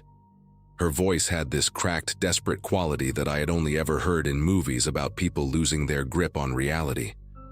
I pulled out my phone to call someone, anyone, and she slapped it out of my hand so fast I did not even see her move. It hit the floor and slid under the couch, and she stood there breathing hard, saying she was sorry but I did not understand, that phones were how he tracked her, that he had people everywhere listening. That was the moment I understood I was trapped in that apartment with someone who was genuinely unwell, and I had no idea how I was going to get out. The next hour was one of the longest of my life. Wanda kept moving around the apartment like a caged animal, checking the window, pressing her ear against the door, whispering things I could not hear. I sat on the couch trying to figure out my options, but every time I shifted my weight or made any movement toward the door, she would snap her attention to me with this look that made me stay perfectly still. Around 1 in the morning, she went into the kitchen and came back holding a knife. Not a small one either, but a proper chef's knife with a blade that caught the dim light from the ceiling fixture. She was not pointing it at me, just holding it at her side, but my whole body went cold seeing it in her hand. She said it was for protection, that if he broke through the door, she needed to be ready. I told her to put it down, that she was scaring me, and she looked at me with these hollow eyes and said I was the only person she could trust, that everyone else had abandoned her, that I was the only one who understood. I did not understand anything except that I needed to get out of there before the situation got worse. She started talking then, really talking, and I let her because I thought maybe if she got whatever was inside her out, she might calm down enough for me to leave. She told me about her ex-husband, a man named Craig who she said had been hunting her since she left him 3 years ago. She said he was connected, that he had friends in law enforcement, that he could find her anywhere she went no matter how many times she moved or changed jobs. Some of what she said sounded plausible at first, the way abusers sometimes do stalk their victims, the way the system fails women who try to escape. But then she started saying things that made less sense, like how Craig could hear through walls, how he had put something in her food once that let him track her heartbeat, how he had hired people at every job she ever worked to report back on her movements. She said the car breaking down was not an accident, that he had done something to it, that he wanted her stranded and vulnerable. Every few minutes she would stop mid-sentence and hold up her hand for silence, convinced she had heard footsteps in the hall or breathing outside the window. Each time there was nothing but the hum of the refrigerator and the distant sound of traffic. By 3 in the morning, I had been in that apartment for nearly 4 hours. My legs were cramping from sitting in the same position, afraid to move too much, and my eyes burned from exhaustion and the effort of staying alert. Wanda had finally stopped pacing and sat down in a chair facing the door, the knife resting across her lap like some kind of guardian talisman. She kept talking, but her words were getting slower, slurring together in ways that made it hard to follow.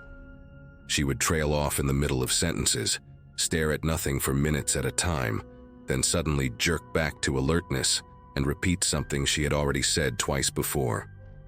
I realized she probably had not slept in days, maybe longer, and the exhaustion was finally starting to win against whatever adrenaline had been keeping her going. I stayed quiet, kept my breathing steady, and watched her eyelids grow heavier. Every time her chin would dip toward her chest, my heart would pound with the possibility of escape, and every time she would snap back awake and look around the room with wild confusion. But the intervals between those moments started getting longer, her head staying down for 30 seconds, then a minute, then longer still.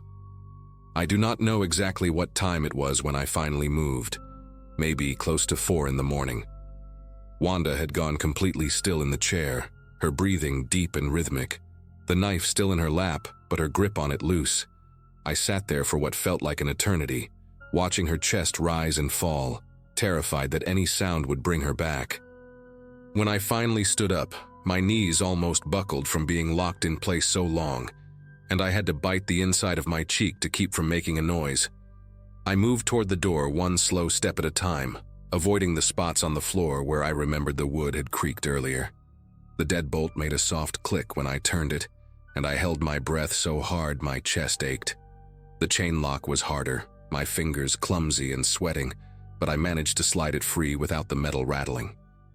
I did not look back at her. I just opened the door as slowly as I could, slipped through the gap sideways, and eased it shut behind me. Then I walked down that dark hallway faster than I have ever walked anywhere in my life, took the stairs 2 at a time, and did not stop until I was in my car with the doors locked and the engine running. I drove straight home and sat in my parking lot until the sun came up, too wired to sleep, too shaken to do anything but replay the whole night in my head. When the store opened that morning, I called my manager and told him everything. He got quiet for a long moment, then said he would handle it. Turns out Wanda had a history that none of us knew about, episodes like this that had happened at her previous job before the transfer. The company had some kind of agreement with her, accommodations or something, But clearly whatever support system she had was not working anymore. She never came back to work after that night. I heard through another coworker a few weeks later that her family had come to get her, that she was getting help somewhere. But I never got details, and I did not ask for them. Part of me felt guilty for running, for not calling someone to check on her, for just saving myself and leaving her alone in that apartment. But another part of me knew that staying could have ended in a way I do not want to think about. That the knife in her lap was real even if the man in the hallway was not. I still think about Wanda sometimes, especially on nights when I have to close alone or walk through an empty parking lot after dark. I think about how fear can break a person so completely that they become the thing others need to fear. I think about how close I came to being in the wrong place at the wrong moment, when her mind finally snapped all the way. It took me months to stop checking my rearview mirror on the drive home from work, to stop flinching when someone grabbed my arm unexpectedly. I never found out what really happened to her, whether the ex-husband was real or just another part of the delusion, whether she ever got better or if that night was just one stop on a longer fall. What I do know is that I got lucky. I got to walk out of that apartment, get in my car, and drive away from the worst night of my life. Not everyone gets that chance, and I have never forgotten it.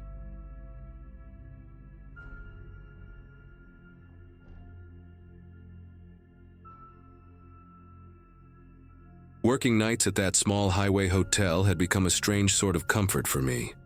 My schedule was upside down compared to most people I knew, but I liked the quiet. The building sat beside a long stretch of road where trucks hummed past like slow waves, and most nights were uneventful enough that I brought a thermos and a crossword book just to stay awake. At the time, I was juggling online classes and paying off some bills, so the solitude actually worked in my favor. Guests rarely wandered in after midnight, and the handful already checked in usually kept to themselves, so I had hours of stillness where my thoughts were louder than the lobby TV playing reruns. My maintenance coworker, a guy named Caleb, had the opposite kind of presence. Always fidgeting, always pacing, always muttering little reminders to himself. During the day, he seemed harmless enough, but nights tended to stretch people thin, and he often looked like he hadn't fully stepped out of whatever dream he'd been having before his shift. That particular night started out ordinary. I had just finished logging a late arrival and was wiping down the counter when I heard a heavy scraping sound coming from the east hallway, the one lined with vending machines and utility closets. At first, I figured a guest was dragging their suitcase, but the noise kept going, long and uneven, like something wooden being pulled over tile. When I stepped closer, I saw Caleb at the far end of the hallway, bracing his shoulder against a lobby armchair and pushing it toward the wall as if he needed it in a specific spot. The thing that threw me off was the angle. It was wedged halfway between two doors, facing nothing, like he was arranging a stage set, only he understood. He didn't acknowledge me, not even with a nod, and that was unusual because he normally rambled about whatever task he was on. As he straightened the chair, he tilted his head slightly, murmuring to the empty space beside him. I couldn't make out his words, but the rhythm of them felt too deliberate to be random self-talk. For a moment, I wondered if he had Bluetooth earbuds in, but his ears were bare. I tried approaching in a casual way, just to check if everything was okay, but before I'd even finished asking, he jerked around like I had shouted in his ear. His eyes darted past me, scanning the hallway and the ceiling as though he expected someone to step out. "They're here, aren't they?" he asked, voice low and uneven. I honestly thought he was joking, some weird attempt at humor, until he glanced at the wall panels with this jittery suspicion that made my pulse pick up. When he stepped closer, I noticed the end of a metal handle sticking out from inside his sleeve, barely hidden by the cuff of his work shirt. It took me a second to recognize the shape, long, narrow, with those faint grip ridges. A screwdriver. And suddenly the scattered details I'd been ignoring started clicking into place. The unplugged cameras, the shifting furniture, the doors he'd been checking all week. He stepped back from me like he needed more space to think, rubbing his thumb over the concealed handle in his sleeve, almost absent-mindedly. His gaze kept drifting to the lobby entrance behind me, and that's when I remembered the odd clicking sound I'd heard earlier, like metal tapping against metal. At the time, I shrugged it off as part of his routine checks. Now it occurred to me that I hadn't heard the door latch engage properly in a while. A cold, steady awareness settled in my mind. Not panic, but a kind of forced clarity. If he had been removing hinges or tampering with the locks, I might not be able to get out easily if things escalated. The idea made me straighten a little, like my body was quietly telling me to stay alert without drawing attention to it. Caleb started talking again, this time in a sharper voice, pointing at the drywall like it held answers only he could interpret. "You think I don't hear them?" he said. "You think I don't know you brought them in?" The way he spoke wasn't angry at first. It was more desperate, the kind of tone someone uses when they're trying to piece together a puzzle that keeps shifting around. But when I told him nobody else was here, that the hall was empty, the rooms booked but silent, his expression tightened in a way that made my heart thud. He leaned closer to the wall, tracing a line along the seam where two panels met, whispering something under his breath, as if someone behind the plaster was whispering back. I tried to keep my voice steady, suggesting maybe we should step into the brighter part of the lobby so he could show me what he meant. My goal wasn't to argue or correct him, just to bring him into a space where I had a little more room to react. Instead, he moved the other direction. He crouched near the base of the hallway door to the laundry room, poking his fingers into the hinge pocket like he was checking his progress. When he stood again, the screwdriver had slipped fully into view, and I could see faint scuff marks on the metal frame, like he'd been loosening the hardware for hours. There were similar marks on at least 3 other doors nearby, ones I had assumed were from routine maintenance. I suddenly felt very aware of every exit in the building and how many ways they might no longer behave like exits. He stood up and faced me again, his stance tight, breathing uneven. "They're behind you right now," he said softly, and the certainty in his tone made my chest tighten in a way I can't even describe. I didn't turn around. I knew there was no one there. Instead, I kept my hands visible and open at my sides, slowly stepping backward toward the front desk. The hall lights buzzed overhead, flickering the way they sometimes did when the wiring acted up. But in that moment, every flicker felt intentional.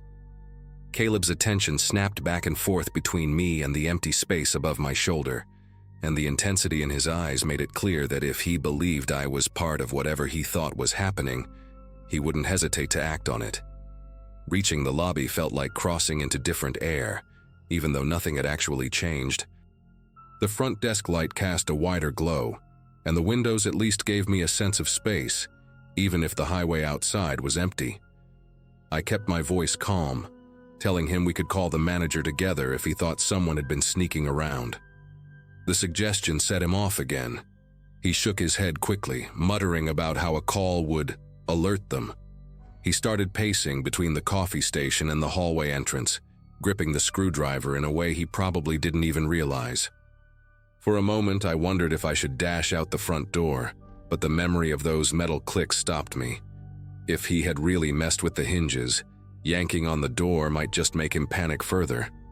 And panic wasn't something I could afford from him.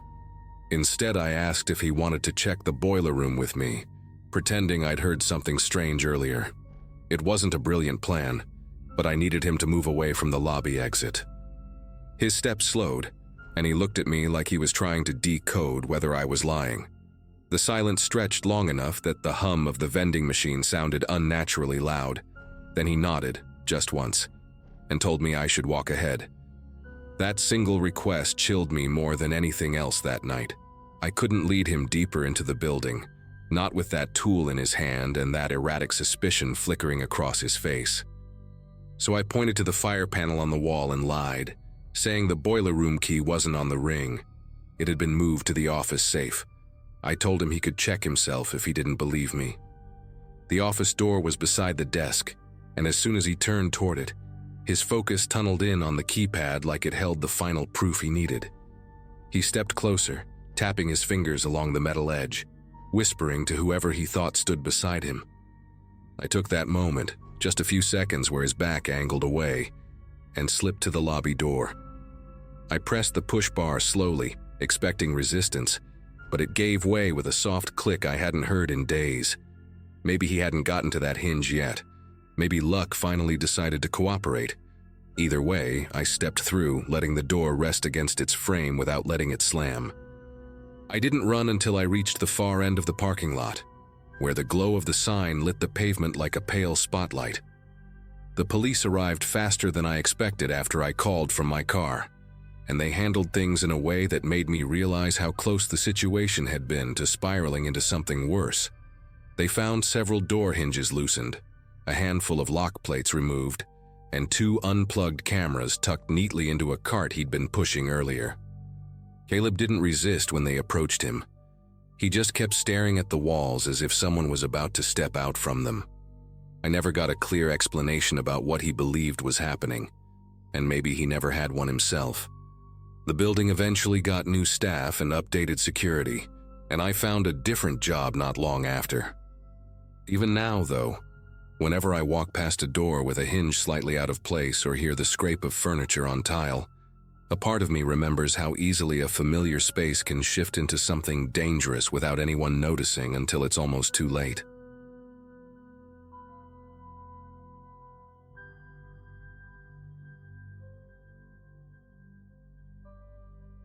Most of my life has been a mix of odd jobs, and that particular winter I'd picked up a seasonal shift at a warehouse outside a small town where I was renting a second-floor unit in an aging apartment complex.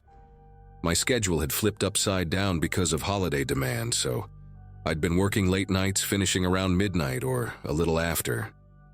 The place itself had that industrial smell of cardboard dust and cheap heater vents, and everyone walked around half awake, trading jokes just to stay moving.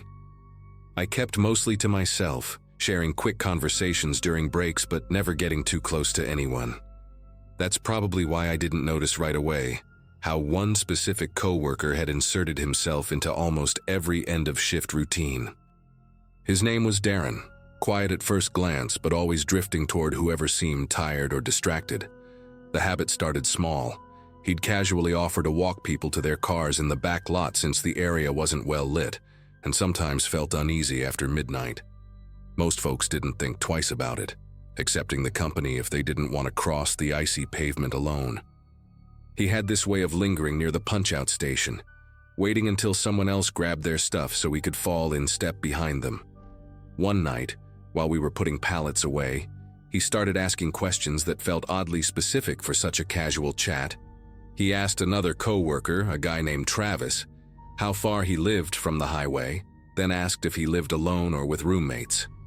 The question sounded almost like he was preparing a survey, but without any normal reason behind it. Travis laughed it off, but I remember the way Darren watched him afterward, like he was storing the answers somewhere in his head. I figured maybe he was awkward socially, or trying too hard to make small talk, until he turned the same line of questioning toward me during break. He asked which direction I drove home, then asked if my building had underground parking or street parking. He went further than that, asking whether my neighbors were home often, and if people tended to leave their lights on late. He said it all like he was discussing weather patterns, totally casual, but something in the pacing of his questions felt unnatural. I tried answering vaguely without giving anything real. I mentioned traffic lights and general streets but kept it broad. He nodded along like he understood exactly where I lived, even though I'd been intentionally unclear. What bothered me wasn't the questions themselves, but how invested he seemed in each answer, like he was assembling a map. The night everything shifted happened after a long shift of sorting incoming shipments. Most of us clocked out at the same time and headed toward the back exit. I walked out with another coworker, Jenna, and we chatted a bit while the cold air hit us. Once she drove off, I noticed Darren standing near the dumpster enclosure beside the exit door. He wasn't smoking, wasn't on his phone, wasn't doing anything at all, just watching the parking lot. The lights from the warehouse cast this dull glow on him, and despite having clocked out at least 10 minutes before me, he hadn't left. I tried not to think too much of it, unlocked my car, and got inside. When I glanced in the rearview mirror before pulling out, he was still there, barely moving, his focus fixed on the rows of vehicles like he was waiting for something specific.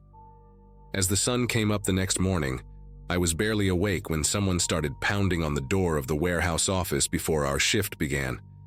Everyone looked around, confused, until a supervisor hurried over and opened it. 2 police officers stepped inside, their coats dusted with frost, and asked if they could speak with whoever had access to the overnight schedule. The room went quiet in that way where you can practically hear people thinking. One of the officers mentioned a break-in at an apartment complex across town. Windows smashed, door forced. A resident startled awake by noises in the hallway. They said the suspect had been seen by a neighbor earlier in the night walking between buildings, checking which units had lights on and which didn't.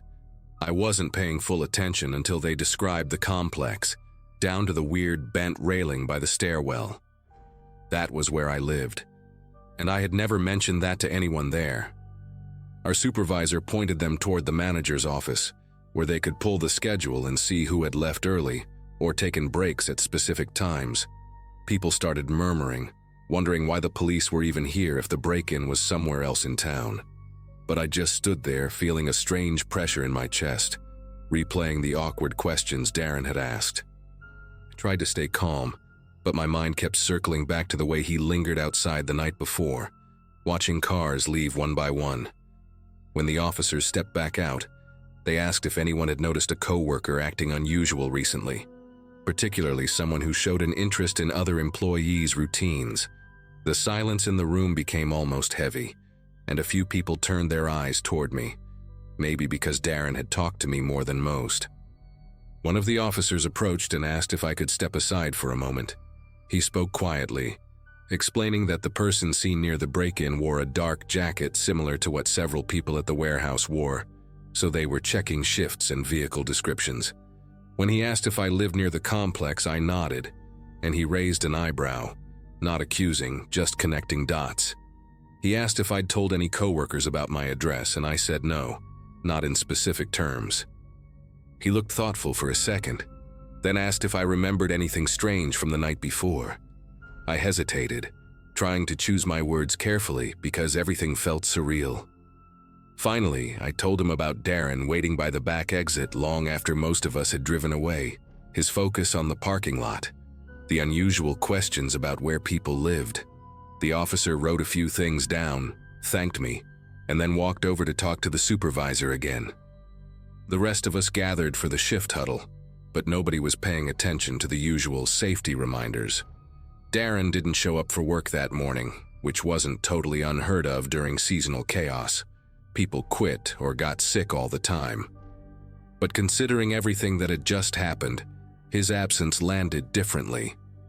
Every time the door opened, people glanced up, expecting him to walk in late, grinning like nothing was going on. But he never came. And while everyone else was whispering theories, my mind kept circling the same thought. There was no way he should have known where I lived.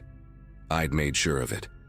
And yet someone with a build like his had been seen wandering my complex while I slept.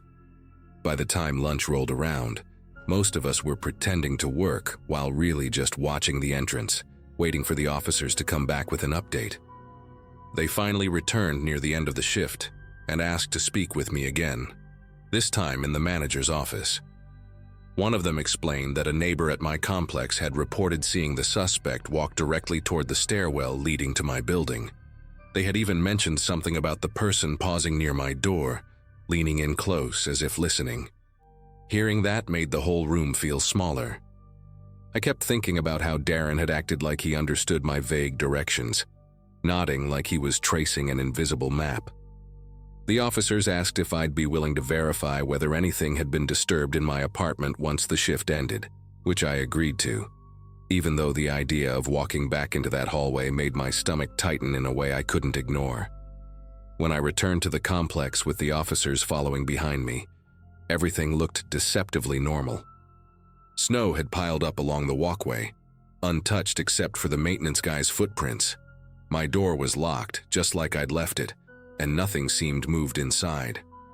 But the officers pointed out something I hadn't noticed. Faint marks on the frame where someone had tried to pry it open, shallow but distinct, I couldn't understand why anyone would target my unit specifically. My place wasn't valuable, and I'd given no one a reason to think otherwise. One officer checked the stairwell while another took a few photos. They asked again if any coworkers might hold a grudge or know where I lived. I kept thinking about Darren's quiet nods, his way of absorbing every answer people gave him. It didn't make sense, but at the same time, it made too much sense to ignore. Over the next few days, work felt different. People were tense, watching each other in ways they hadn't before. Darren never came back. Not a call, not a text to the supervisor, nothing. His locker was still full of his stuff, including a notebook tucked behind a pair of gloves. Management handed it over to the police without opening it, but the rumor mill worked overtime. Some said it was full of maps and shift times. Others claimed it had addresses written in messy handwriting. Nobody knew for sure because the officers kept everything quiet. The only concrete thing we learned was that the break-in suspect matched Darren's height and gait almost exactly. That alone would have been unsettling, but knowing he'd singled me out with those questions made the whole situation sit wrong in my head. Weeks passed without any real updates, but the officers told me privately that whoever attempted the break-in hadn't been seen around the complex again. They suggested I change a few routines, stay aware, keep my lights on at night, and let them know if anything strange happened. I followed every piece of advice they gave. Darren was never arrested, never questioned. He had simply disappeared after that shift, leaving behind a trail of unease that none of us could shake. Eventually, the warehouse season ended, and everyone went their separate ways. But I still remember the quiet way he watched the parking lot that night, as if he were sorting people the same way we sorted boxes. I never found out what he wanted from me, or how far his plans went, but the break-in attempt stopped completely after he vanished. To this day, I don't know if that was supposed to be a warning or the end of something he hadn't finished.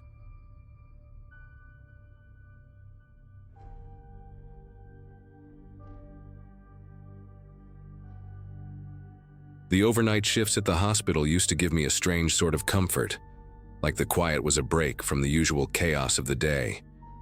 I'd been working in radiology for a few years by then, long enough to know every weird hum from the old MRI suite and the exact pattern the fluorescent lights made when they flickered. That night started like any other, me eating a microwaved burrito too fast, scrolling through my phone between scans, and trying to stay awake as the place settled into that eerie stillness only hospitals get after midnight. My life at the time was pretty routine. Work, sleep, repeat. I wasn't chasing excitement, and I definitely wasn't looking for anything unsettling. But around 1 in the morning, as I walked down the south wing toward the imaging station, I saw someone standing near the end of the hallway. Someone I recognized instantly, but who had absolutely no reason to be there. His name was Marcus. We weren't close, but we ran into each other enough during regular daytime shifts to exchange the usual small talk. He worked on the orthopedic floor, 1 level below mine, and his schedule never overlapped with nights. The guy had this habit of leaning slightly to one side when he stood, like he was saving energy, or thinking about something far away. That part of him looked the same, but everything else felt wrong in a way I couldn't explain at first. He was only partly visible under the emergency lighting, one shoulder lit, the rest of him swallowed by the dim stretch of hallway behind him. He didn't wave, didn't nod, didn't even seem to breathe deeply. Just watched me as if he'd been standing there long before I turned the corner, waiting for me to notice. I called out to him, something casual like, "Dude, what are you doing up here?" expecting him to laugh or tell me someone screwed up his schedule. Instead, he tilted his head just a little as if the movement was delayed or he was mimicking something he'd seen humans do before but hadn't mastered. Then he repeated my exact words back at me, same tone, same pacing, just slower, like the sound had to travel through something thick before it reached me. It caught me so off guard that I actually stopped walking for a second, trying to make sense of it. I asked again if he was all right, and he repeated that too, a beat later, every syllable stretched thin. No emotion, no confusion, just this blank expression that never shifted, not even when I stepped closer to him. It felt less like someone responding and more like a recording lagging behind. I told him I'd call security if he didn't explain what was going on, and he finally turned away, disappearing into the stairwell without making a sound. I figured maybe he was having some sort of episode or messing with me, but something about the way he moved, smooth, almost too smooth, didn't line up with the guy I knew. I went back to my station trying to shake it off, chalking it up to exhaustion. But 15 minutes later, when I left the imaging room to grab a chart, he was there again. Different hallway this time, closer to my wing, standing half hidden behind a supply cart like he'd been placed there on purpose. Same posture, same stare, same complete stillness. And when I said his name, he didn't even blink. He just began to repeat it back to me, dragging out the sound as if testing the weight of it for the first time. The more the night dragged on, the harder it became to convince myself this was some strange misunderstanding. I even checked the staffing sheet at the nurse's station, scrolling through the roster twice just to be sure I wasn't mixing up names or dates. Marcus wasn't assigned anywhere in the building that night. The orthopedic floor was staffed with a completely different team, and nobody had swapped shifts. Still, every time I stepped into a new hallway, whether I was heading to the CT room or cutting through the short corridor by the elevators, he was already there. Sometimes he stood at the very end of the hall, barely visible under a dying light fixture. Other times he was positioned unnervingly close, so still that it felt unnatural. I tried calling out to him again, louder, but each time he only copied my words back at me, just a hair too late, like an echo with intention behind it. I thought about calling security again, but the truth is I hesitated. The hospital was short-staffed that night, and the last thing I wanted was to kick up a fuss if it turned out to be a harmless mix-up. I even texted one of the orthopedic nurses I knew, asking if Marcus was covering for someone or doing some kind of after-hours project. She replied almost immediately. He had clocked out earlier that afternoon. She'd literally watched him leave. That message made something tighten in my chest, this deep, spreading unease that wouldn't let go. I walked back into the radiology suite and locked the door behind me, something I'd never done in all my time working there. About 30 minutes later, I had to step out again to bring a patient down for a late-night ultrasound. I wasn't exactly thrilled about leaving the safety of my room, but I couldn't justify ignoring a scheduled scan. When I pushed the door open, the hallway outside looked empty at first glance. Too empty, actually, like someone had cleared out faster than they should have. The air felt heavy in that space, the kind of quiet that makes every sound ring louder than it should. I kept my head down and moved quickly toward the elevator, rehearsing what I'd say if I saw him again. But halfway there, I caught a glimpse of movement near the water fountain, just to my left. There he was, leaning slightly, features lost in the shallow pool of light. He didn't move, didn't adjust his stance, didn't acknowledge me at all. But the moment I muttered, "Why are you doing this?" he responded, my own voice thrown back at me, thinner this time, like the words were draining him somehow. I kept walking, pretending I didn't hear him, but I could sense, more than see, that he stayed fixed on me until I turned the corner. When I reached the elevator, I jabbed the call button over and over, wishing the damn doors would open faster. As I waited, I heard footsteps coming from the direction I'd just come, but they didn't sound right. They were too even, too perfectly spaced, like someone had practiced them. I refused to turn around until I absolutely had to, and when I finally glanced back, he had already reached the opposite end of the hall. Same posture, same unreadable expression, same silence. I stepped into the elevator the second the doors opened and practically slammed my palm on the button for the first floor, praying he wouldn't follow. When I reached the first floor, I forced myself to act normal for the patient's sake. She was an older woman from the cardiac unit, chatty in the way people get when they're nervous, and I did my best to respond like nothing strange was happening upstairs. But even while we rode the elevator back up together, I couldn't shake the feeling that something was waiting beyond the doors. When they opened, the hallway was empty, and for a moment, I let myself breathe. I walked her to the ultrasound room, helped her get situated, and stepped out to grab a pair of gloves. The second I turned toward the supply cabinet, I saw him again, standing near the crash cart, his outline warped by the dim reflection off the metal. He didn't face me directly this time. Instead, his head was angled just enough that I could tell he knew exactly where I was. Before I could stop myself, I whispered, "What do you want?"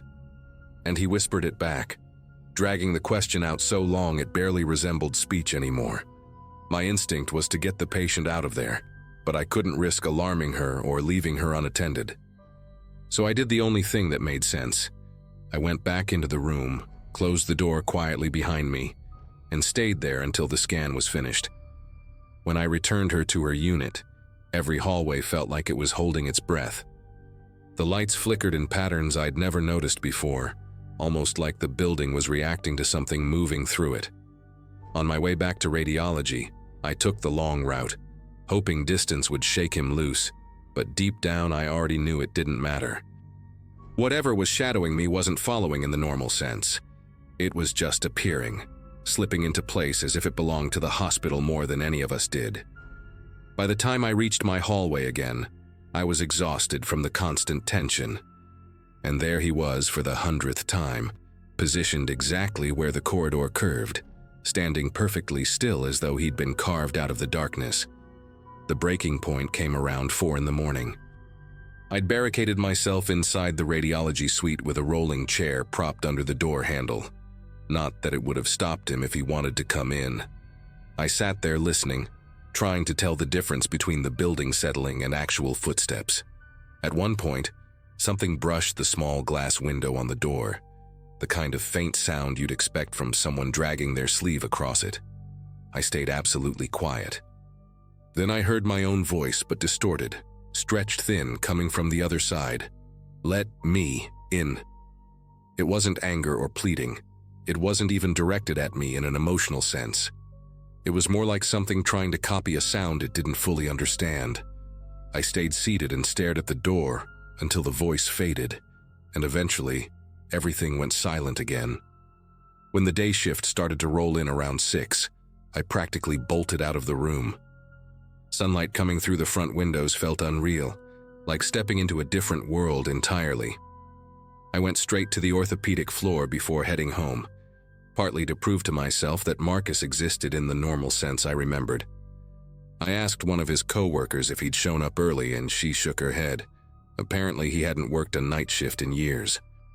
Later that afternoon, after I'd finally slept a few hours, I called him directly, not to confront him, but just to hear if he sounded okay.